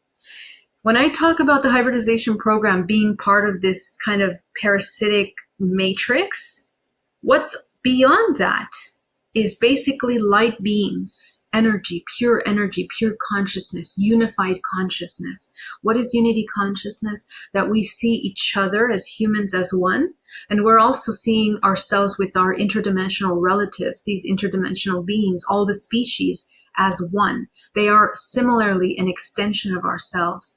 And that's the level of maturity that I really try to promote in my explaining of these things, rather than getting stuck on the aspect of being victims of any kind of experience, because we absolutely aren't. And I think that's the message that these ascended masters have taught us. The cultivation of the 0 point helps us master higher vibrational frequency. And just like Master, Saint Germain talked about the fastest moving DNA, this entire body is a vortex. It is a toroidal field, and we have millions of fields that we are learning how to master. So when we block the flow of that life force through the body, we become stagnant and ill, and we open ourselves up to parasites physically and interdimensionally.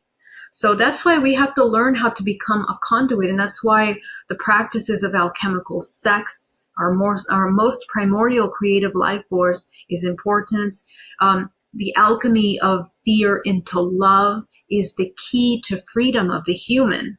Because when the human learns to love and experience the world through compassion, we don't see those separations between ourselves and the draconians. We see them as ourselves because they are us. They are moving through us. And the sooner we begin to recognize that the experiences we're having interdimensionally are a direct projection of our emotional state that we're holding on a daily basis, we become powerful co-creators.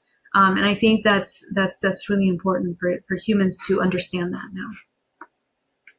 That's very interesting, because I loved his books, and I would say the way he describes it, he says that when the human being understands that the entire name of the game is the mighty I am inside of you, which is the God presence in you, he basically says that is the God in you. So you basically become the God man.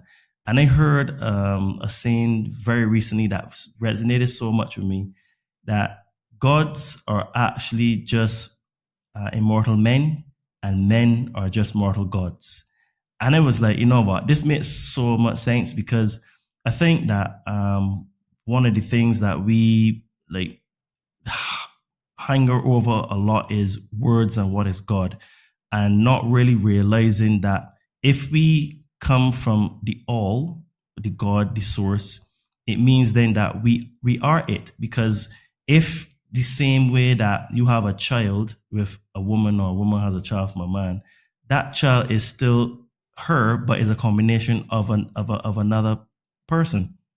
So that child gets both traits from her and him, because when I look at myself, I'm a combination of both my parents in terms of like certain skills and attributes and even strengths and weaknesses as well.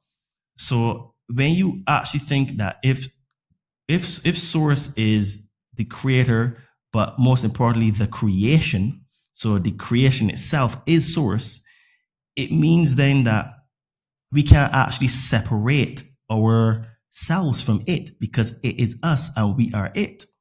And I think that the major problem we have is that we think too much in limitation and in boxes. And I think that we need to realize that because Saint Germain says that the limitation actually doesn't exist, but the limitation exists because we believe it exists. So it's through our belief that it exists that we create it, but in reality, it doesn't exist. And this is very similar to like how Joe Dispenza's book has You Are the Placebo, because you are the placebo. The placebo is you. Like the thing that you're taking isn't really a real pill, but through your belief, you believe, okay, this pill is magic and it's going to work. It's the same as the separation. The separation isn't real. It can't happen, but it becomes real because you believe it's real. And this is why he says that your two biggest creative powers are your thoughts and feelings. He says that thoughts only become, he says thoughts only become real when they're clothed in feelings. And I was like, damn, that is levels. So basically the whole idea is to, and even Christ said it, he says you have to capture every thought, capture every feeling, because you can't let the two connect. And I think it takes a lot of skill and mastery of self that you can have something happen to you and you're like, okay, this thing is happening, but it does not define who I am in this moment. It is just happening to me.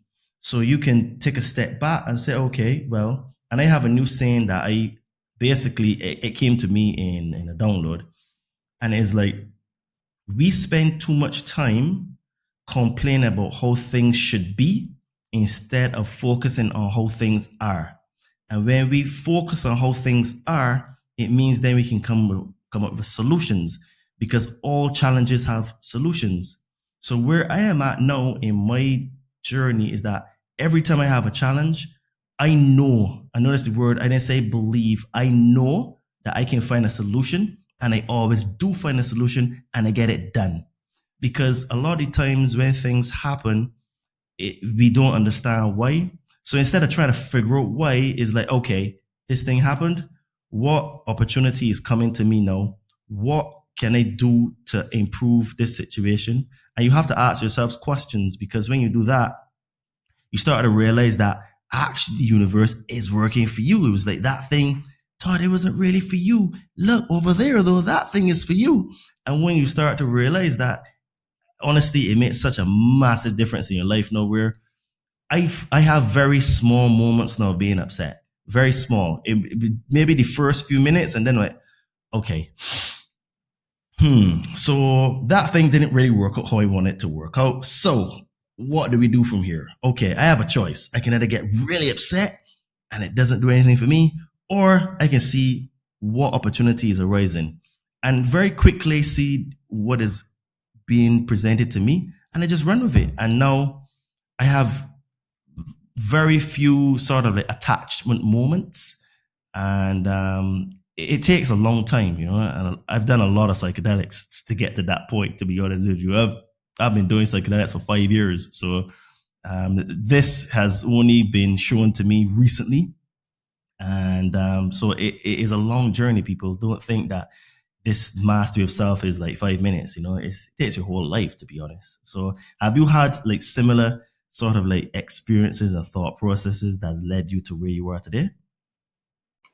100%. I didn't take any psychedelics, and I have reached the same conclusion as you. I did it through meditation, just meditating a day and taking time. I mean, for me, the original discovery of this was in like right before my experience in 2013, when I meditated for 4 months, and I began to kind of deprogram my own emotional state. And that's when I began to realize the futility of all of our emotional expressions. In fact, a lot of these reactions, like let's say rage or anger, a lot of them are borrowed concepts of how we believe or how we've been told we should behave, how we've been told we should react.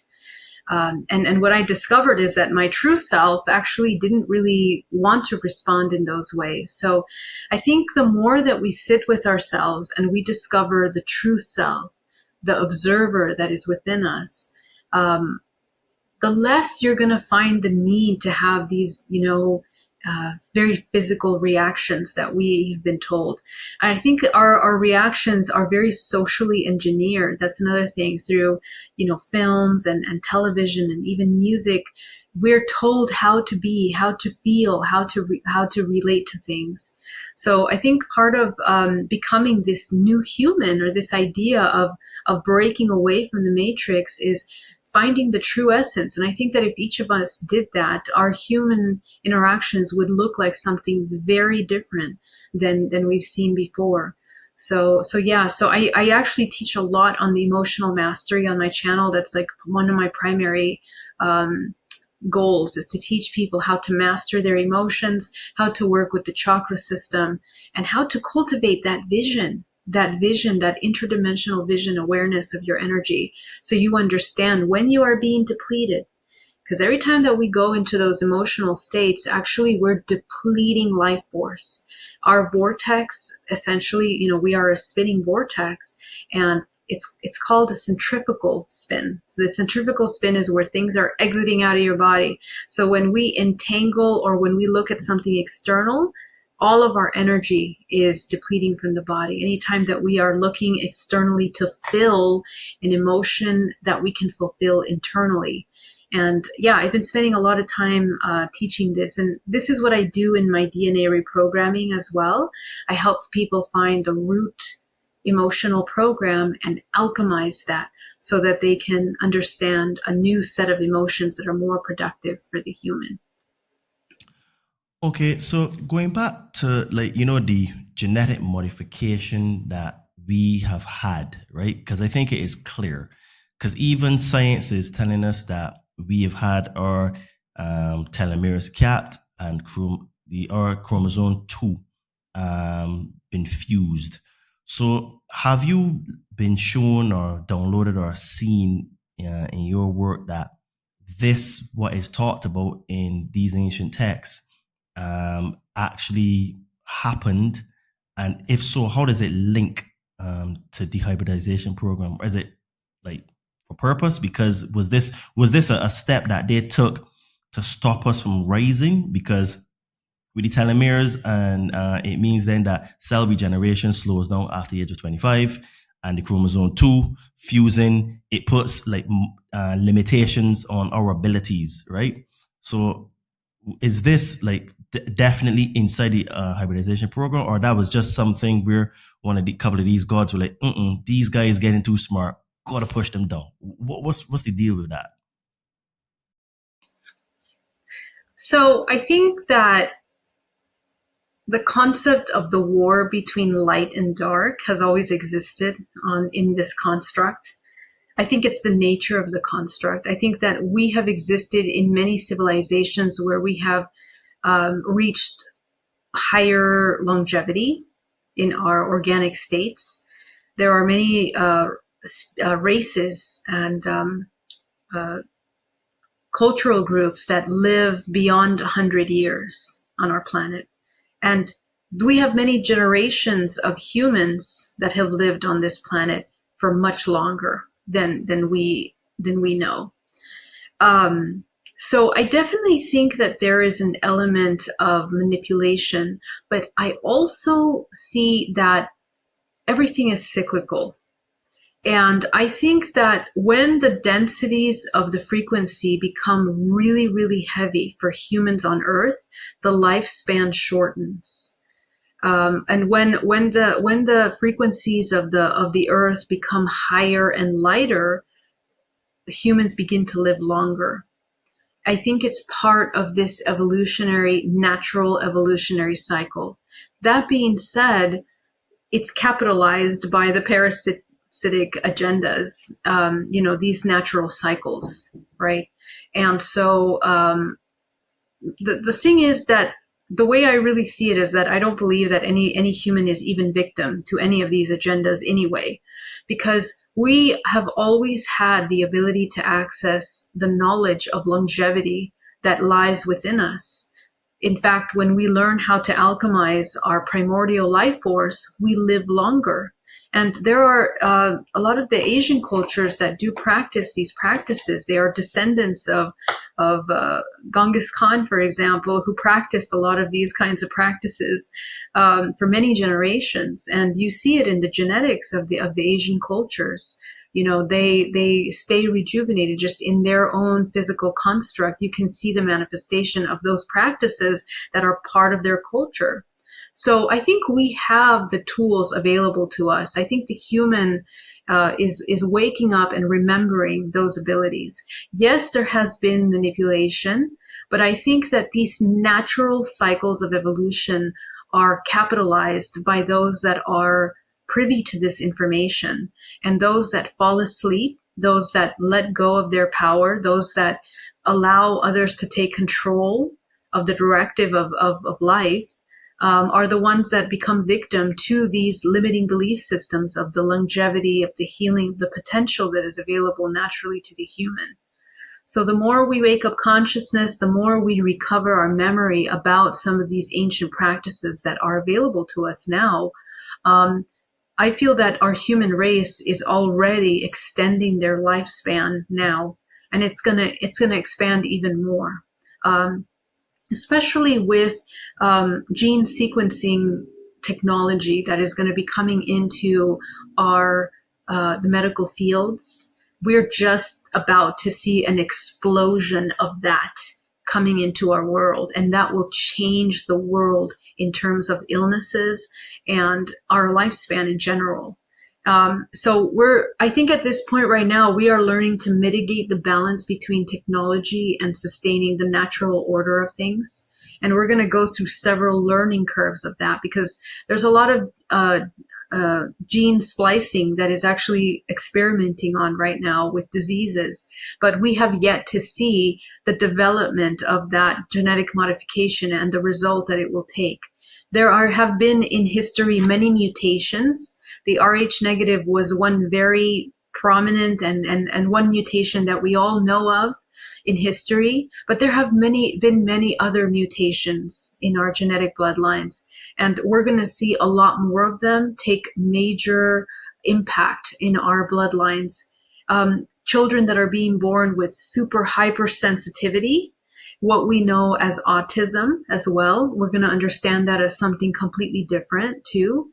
And all of these different traits it's an evolution of the choices that all of our ancestors have done under these manipulative systems. So I think we're coming out of it. And yeah, there's always this manipulation, but I really urge people to look at it from the bigger picture, because that's where we begin to make the important choices, what needs to change, and not to see yourself as a victim in any of these cases. Yeah, that totally makes sense, because it is what it is, and we just have to try to find a solution to get to where we want to get to, right? So quantum physics tells us that we live in a multiverse. Movies like Doctor Strange sowed seeds in our consciousness that this is actually the case. So can you tell us, or do you understand how the multiverse is created, who or what created it, And how does one version of yourself affect the other version, or maybe not? Yeah, so what I've been shown is that we exist in a holographic construct, and everything is based on the holographic system. And this holographic system, just like our physical body is a holographic organism, each one of the body parts is intercommunicating with each other through quantum non-locality. The way that we intercommunicate with other universes is also through quantum non-locality and through entanglement, okay? So we have within every cell of our body the information that allows us to connect to other universes, other star systems, and so our DNA is essentially the portal that links us into these alternate universes. It is through our DNA that we have the ability to access that. And primarily, DNA is a holographic projection that creates the chakra bodies. Okay, so our physical body is made out of millions and millions of vortices. Those vortices are bound together by the life force that brings life into this physical body. So the way that life force is moving through the body, depending on how you are allowing life force to move through the body, depending on how much trauma you have, limiting belief systems, you contract the flow of life force through your chakra bodies. You also limit the expression of your DNA, and you limit your ability to navigate other dimensions. You block your ability to enter into these portals through your DNA. So this universe, essentially, it's a holographic projection of what we are as the creator. So the way that I see this is, if you can imagine source, okay, source being this infinite potential that becomes curious of experiencing temporary separation. That curiosity, just like the Book of Enoch, where, Sophia breathes life into Yaldabaoth. Yaldabaoth then breathes life into the archons and so on and so forth to create the humans. Okay, so in that same way, we are a fractal nature. This universe, this holographic construct is a fractal nature. We are a fractal of the source, and every dimensional layer is a measure, is an architectural structure based on the Platonic solids. That's very limited, but the Platonic solids that we know are the base geometric structures of each one of the dimensional planes from which we are constructed. Okay, we have that in our physical body. These Platonic solids allow us to change our geometric form. Every time that we enter into another dimension, in order to enter into that dimension, we have to be in vibrational frequency, which means that our geometry of our life force has to change in order to be a match to that dimension, in order to navigate it.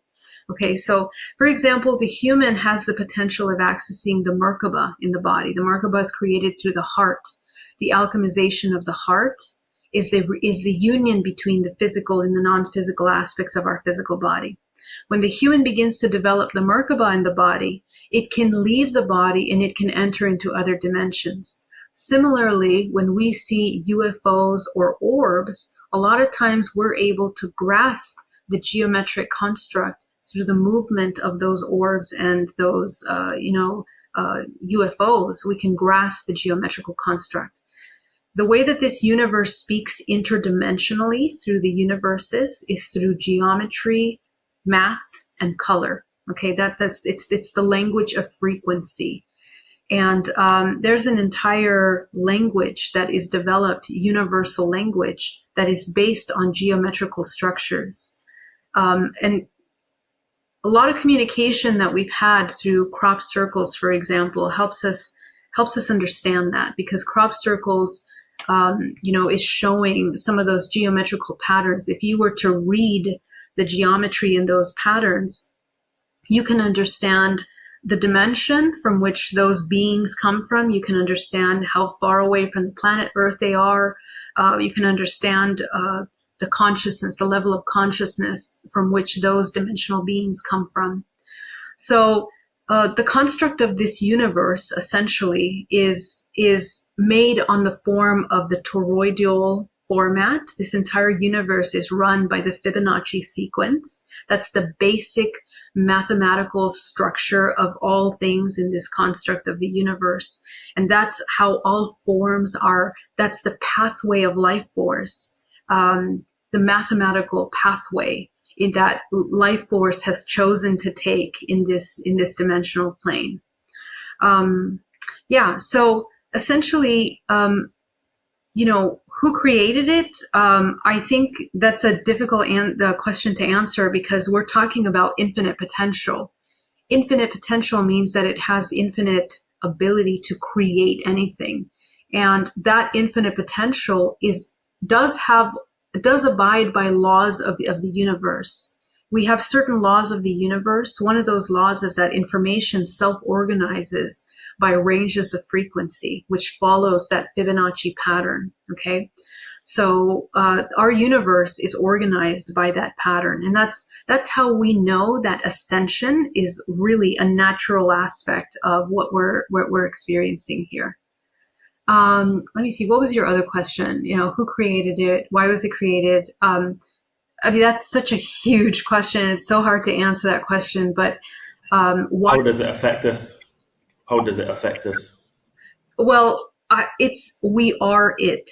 We are it because we are a fractal of the universe. So I think what's really important to ask is, what are the laws of the universe? Okay, there are certain laws, the laws of free will, the laws of the structure of this universe, this self-organizing mechanism. They're all going to help you understand your spiritual ascension, your life purpose, the healthiest way to live your human life, and why things happen in your life are all following those laws. Okay. So, and remember, this human experience, it's a construct that you're projecting. You're creating this construct. So the more we understand that we are literally that universe, we enter the 0 point, which allows you to recognize yourself as all and nothing. I think that's one of the most important things of this physical experience, that you recognize that you're all and nothing. And the higher the dimension you enter, the less form you take. And so that non-attachment is important when we're talking about this universal structure of our reality. Non-attachment to the physical realm, non-attachment to these other dimensions. You're just energy. You are light. And that realization through your body is the integration of all your fractals. So another thing is our concept of universes. We know the picture of the universe by looking at what NASA has showed us, right? The planets in those spherical forms and in the shapes that it is. What we are looking at essentially is that we are literally the cells of this physical Earth, and the Earth is the cells of the solar system. The solar system is a cell of a universe. A universe is a cell of a multiverse. And that model goes on infinitely. And this is what I was shown. And so every action that we take, however, is participating in the evolution of the collective, because there are many versions of ourselves that exist simultaneously in other dimensions, in other universes. And so all the choices that we're making in this universe are also affecting. In addition, all of the subconscious potential that you have not manifested yet is existing in simultaneous timelines. So we are masters of creation, and we're creating in more than one dimension. That's literally how this hybridization program manifests itself to begin with. We are creating life, and we are seeding life on other planets with our genetic information, which is this quantum field of genetic database, information database that links us with the whole thing, not just our local family or bloodlines even. Those are so little in comparison to this universal consciousness that exists within us. So we have that within us, and we have the ability of navigating that. Okay, so question. Since then, we exist in multi dimensions, and we hear a lot of the higher self. So, is the higher self the highest version of ourselves, right back to source, or is it the next level up? And then you, as we humans elevate, this the higher self is like the next level up, next level up. So almost like a hierarchy, or the higher self is straight right back to source, your absolute highest potential into source, communicating back to you. Not at all. It's very much let me put it this way. What we know as the higher self is a higher octave frequency of ourselves. Okay. So this physical vessel is created to navigate this physical construct. But it is a fractal of the higher self, and then infinitely till you reach source. The closer to source you get, the less form you are. Pure energy, in fact, pure intention, pure thought, pure manifestation. Okay, not even thought. Thought doesn't even go there. It's pure manifestation. Okay, and infinite potential, pure potential. So the more you go up the scale, the more it turns into pure potential. Okay, and that has no form. So what we know as the higher self, we kind of see it as some kind of, we give it some kind of form, we give it some kind of archetype of some kind. But that's just because we're looking at it through the human filter. In reality, we are all the bodies. And that's the thing that we need to understand. Everything that we meet in our dream state is a projection of ourselves. As I mentioned, we are like cells within cells. So we are really one organism. The purpose of communion and connecting with your higher self and the integration of the higher self. When we grow and activate our light bodies, when we grow and activate our light body through the recovery of our suppressed memory and through the integration of our duality in the physical body, we elevate to a higher octave, and that higher octave is your higher self. Now, the seventh chakra manages that consciousness. In reality, the higher self is the ability to look at the DNA of the earth as well as your own DNA. It's the translation, or what is the word? The liaison, you can say, between the DNA of the earth and the DNA of your physical body, and then the greater infinite potential. And we literally just open ourselves up to that because we are activating our body. When we access more of our memory and we integrate that higher self, we are integrating the memory of the planet Earth, and we are integrating past lives, future lives. That's why in the ascension process, people begin to remember all of their memories of their life. They even remember the memories in the womb. And then they remember past lives. That's why those memories are available through the ascension. That's how you know that you're beginning to recover your memory. I have lived all of my past lives, and I've recovered all of the memories of all of my past lives. So, and you're going to continue to do that because more lives become available to you as you activate higher dimensional aspects of yourself. The integration is the most important, because even though you become aware of these aspects of yourself, to anchor them in the physical body and to be able to use the wisdom that is available through these parts of yourself is the key. That's where the body becomes the healthiest. We access intuition, discernment, lucidity in all states, and free will, which is the most important. And you're also healing your ancestral bloodlines for many generations. You're healing that. And that's what we call the master. That's the Christ consciousness that is alchemizing through the heart, through the love. So every dimension that you enter in dream state, that's why it's important that when you're having ET contact, even hybridization or whatever, that you become lucid and that you begin to discern whether you really want to participate in those programs or in whatever you're doing, that you know why you're doing that. And if you don't agree with that, that you break those contracts and you integrate the parts of yourself that have been parasitized unconsciously. The higher you go in the ascension, the less form you're going to take. And in my hypnotherapy sessions with my clients, we have many lives where we have been no forms. We've just existed as lights.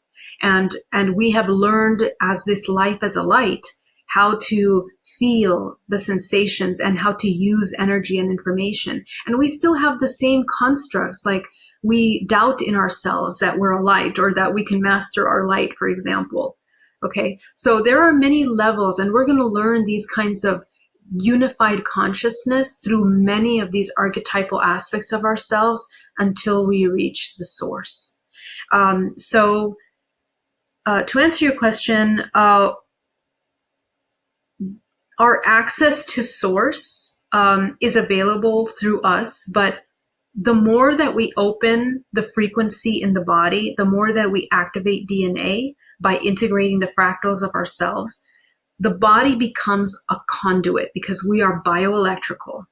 And when we become more of a conduit, which is the alchemy process of transmutation, transmuting a low emotional state to a high emotional state, it allows you to open up your levels of frequency in your body that allow you to access more of these non-form aspects of yourself. And that's where you embody source more so. Okay. I hope that's clear. Yeah. Okay. So basically, it is an integration of your memories on Earth.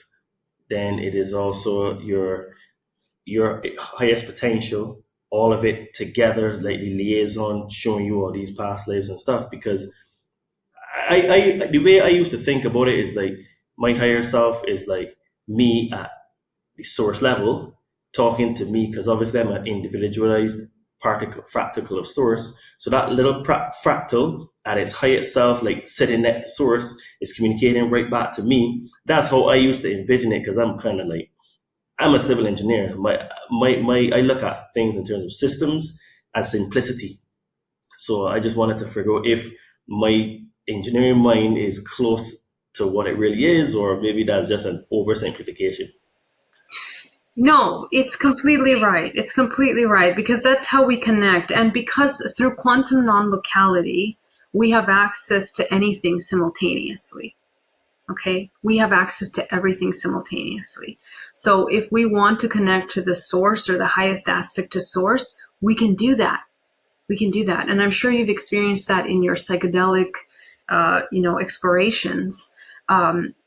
You're literally changing your frequency to a frequency that can align with that part of yourself. And through quantum non-locality, through the entanglement, you literally access that part of you and you bring it forth here. Okay, so yeah, we have access to everything just like that. But the way the model is if you can imagine spheres within spheres within spheres infinitely, and there is a bridge of communication through each of those spheres, which is through the cells of each of those spheres, through entanglement. That's essentially how we communicate to the highest frequency aspect. Okay, so talking about like higher self, that and previous lives, we clearly have reincarnated here many times. So why is it that our memories are wiped, and when we come here, we have to do this all over again? Honestly, it seems very counterproductive. Like, you come back here, memories are wiped, you're starting from scratch, and it's like you have to relearn all of these things, and then you die, you come back again, you have to keep doing it. Or unless there's a higher malevolent reason for it, because I have come across information that indicates that this is a soul harvesting factory that we're kind of like in. So from that point of view, that would make sense. But if that is not the case, why do we come back here and have no memory, and we have to struggle over and over and over again, because I'm tired of struggling, man. Well, remember, struggling is a choice, okay? That we have to remember that. So I don't know the answer to your question. This is a question that I have been asking since the very beginning of everything, okay? I can tell you what I have seen to the highest level of potential that I was able to access. I used to think that we were in some kind of prison planet as well. That was my original concept of things. But the way I was shown information and the way I see it is more of an organism of consciousness. I see this planet Earth and this experience as an organism. And when you begin to look at things like that, you understand that organisms have their own self-organizing intelligence that always sustains some level of harmony in order to be alive, because there is this innate part of survival that is natural to organic systems there, and that's part of their intelligence in order to survive. So in order to experience, and here's the thing, humans are not just this physical vessel. We exist simultaneously in many dimensions. I know that for a fact, as far as I can say for a fact, based on not only my own personal experiences, but working with people by entering into the levels and exploring the subconscious, the collective subconscious of humanity for a long time, has allowed me to understand through phenomena, through incredible experiences, that we are literally living beyond time-space construct. Okay, we are literally existing in other dimensional timelines. And that helps me to understand that our incarnation into the physical planet Earth, it's a very temporary experience. Infinite potential as a vibrational frequency based on regular physics literally could not embody into the physical, into this physical construct with all of that infinite potential. To be embodied infinite potential, you don't have a body. That's the thing. You don't have a body. So to experience the physical construct of the Earth, you have to abide by the laws of this construct. And to embody physical matter, it's extremely dense. This is extremely dense. We have to experience everything through the emotions. So it's severed the access to that information as a natural mechanism. But the thing is that it's a self-preservation mechanism for the organism. But as you can see, humans are being born with more memory every generation. They literally remember their past lives. They have incredible intuition. And we are literally being born as new generations every single, cycle, which tells me that there is some kind of ascension, and it's all about frequency and the physics of frequency. When the human begins to enter into a collective vibrational frequency of the planet Earth that's at a higher octave, more humans are going to recover that memory and be born with that memory. And also more humans have easier access to their memories, which is what's happening now in our human race. We are recovering our memories. We use hypnotherapy. We begin to regress ourselves. We can go into meditation. This is part of the self-regenerative system of this planet. Why? Because when the human recovers more memory through the Akashic record, it can clean up the denser collective frequencies that are not matching the ascension that is available to the human as this organism moving through the ascension process of the universe. So I believe that it's part of this natural ascension, and because there's free will, and about free will, the human doesn't have free will until they recognize they have free will. And that's a very important thing to understand, because you are literally at the mercy of your bloodline, your ancestral lineages, the emotional limitations, the construct, the matrix, the manipulations of every possible kind. How can you possibly have free will? On top of that, you are manipulated by your astrological sign and the influences of the planets, which are greater organic bodies that are affecting our human body and our human psychology. Literally, the movements of the planets are affecting us.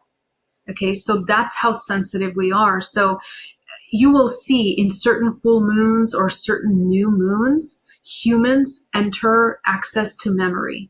They begin to recover. They receive massive downloads collectively. Why do you think that is? Because we are collectively entering a higher octave in the planet Earth. So I think that I moved away from the concept that we are being parasitized and controlled from that perspective, because there are much higher, stronger natural laws that we are operating by. And how you begin to understand that as truth is the closer you get with nature, the more these make sense, because you understand the laws of life and death, of regeneration, that are necessary for the cultivation of a higher octave inside of our organic bodies, mind, body, and soul. So, so I think the human as a collective. Another thing that I want to mention that is proving some of these concepts, when you connect with some of these higher dimensional, interdimensional civilizations, what have we learned from them? Not just my experience, but millions of people through history that have connected with advanced civilizations. They don't operate by this dualistic model necessarily, and if they do, it's a lighter version of that. And they also are not in a survival consciousness. They are in a unified consciousness, which the physics of a unified consciousness is instant manifestation. So that requires a lot of responsibility, because you need to be responsible for what you're creating and why immediately. That part has to have been integrated. Humans have that part very separate because we're so fragmented, okay, vibrationally. So when the human becomes integrated, that's why the integration process is important. Now you can begin to operate in a unified consciousness where you are aware of the cause and effect immediately. It's not slow like here on Earth. On Earth, it's really slow, cause and effect. It takes time, sometimes years, for things to manifest into the embodiment. And that actually works in our favor, because we're kind of like babies when it comes to learning how to work with manifestation and our energies. We're just learning the energy body. But these advanced civilizations are very privy to the laws of the universe, and they abide by those laws. They respect those laws, and they have become one with them in a way where they collaboratively co-create. And that also helps me understand the construct in which they exist is very, very different than what we're doing.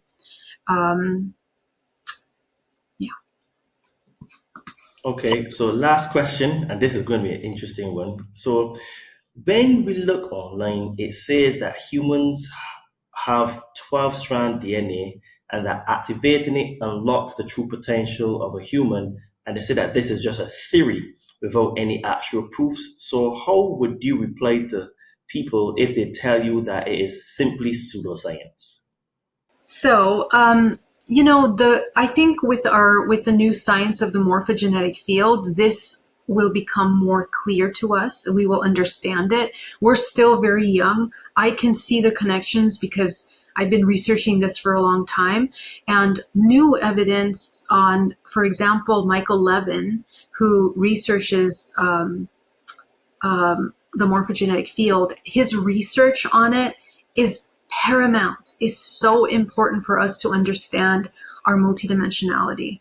What he is discovering through biology and through working with little simple cell organisms is that the instruction manual, it can be triggered through bioelectrical systems, and that through bioelectricity, memory becomes available, and we open up libraries of genetic information that we didn't know were available to us, and the communications between those libraries of genetic information. That's the key. The bioelectrical system is the communication system between our genetic data. And we don't understand the junk DNA. Now we are understanding it. Where the parameters of the junk DNA become visible are when we start to look at the connections through the morphogenetic field that is actually taking on those inputs, those bioelectrical inputs of the DNA through the morphogenetic field. And something is being created even outside of this body that creates instructions that affect the physical body. So that is talking about this non-physical part of ourselves. So our DNA, from all of our incredibly complex, even 12-strand DNA, only 2% of that makes up this entire complexity of the body, which we don't even understand yet. We don't even know how parts of our bodies are functioning. So as we learn that, we are also going to learn the universe. We're going to become aware of this universe. We're going to become aware that the constructs that we call the universe are actually our morphogenetic field and networks of holographic systems through bioelectricity that interconnect us to these portals. And we're going to understand that DNA is a portal. That being said, the activation of DNA is essentially the activation of the awareness and the utilization of our morphogenetic field, the information in our morphogenetic field. That is essentially your subtle energy bodies. So, how do I more directly respond to that? I mean, what we're going to understand is that the concept of stranded DNA is that we're going to understand that DNA is actually spherical. Okay, because right now we think of DNA as this coiled spiral thing that just goes on and on and on. But what we're going to learn is that DNA is actually spherical, and that 24 doesn't even begin to define what actually our DNA is. And yeah, so we're very young in this understanding, and I couldn't even begin because there's so many parts that have to be understood. But the morphogenetic field is the key to understand the link between what we call junk DNA and the dormant aspects of our DNA, and entering into a higher octave of our DNA, because DNA is also frequency. When the human begins to activate higher octaves of frequency and expands their ranges of frequencies that they can access and interact with, that's actually where we are utilizing that holographic DNA system. So what we're going to call 12, a 12 and 24 strand, that's the holographic DNA. And the DNA that we have in our physical body is just barely a small percentage that is creating this physical vessel. So, yeah. Okay, because I found it interesting that they said it's basically pseudoscience, but when you start to come into this genre of information, a lot of people mention that the activation of the 12-strand DNA is what helps you in your ascension process. You have your highest potential. You're starting to become like the God man, etc., etc. So I just found it interesting, and I wanted to know, what were your thoughts on it? But Geraldine, it has been an awesome, awesome conversation. You blew my mind again, and I know a little bit about a little bit, but hearing you all the time is always a treat. So please tell the people where they can find you, if they want to work with you, if they want to get some hypnosis and all that stuff, and go back to past lives. How can they get in contact with you and stuff like that?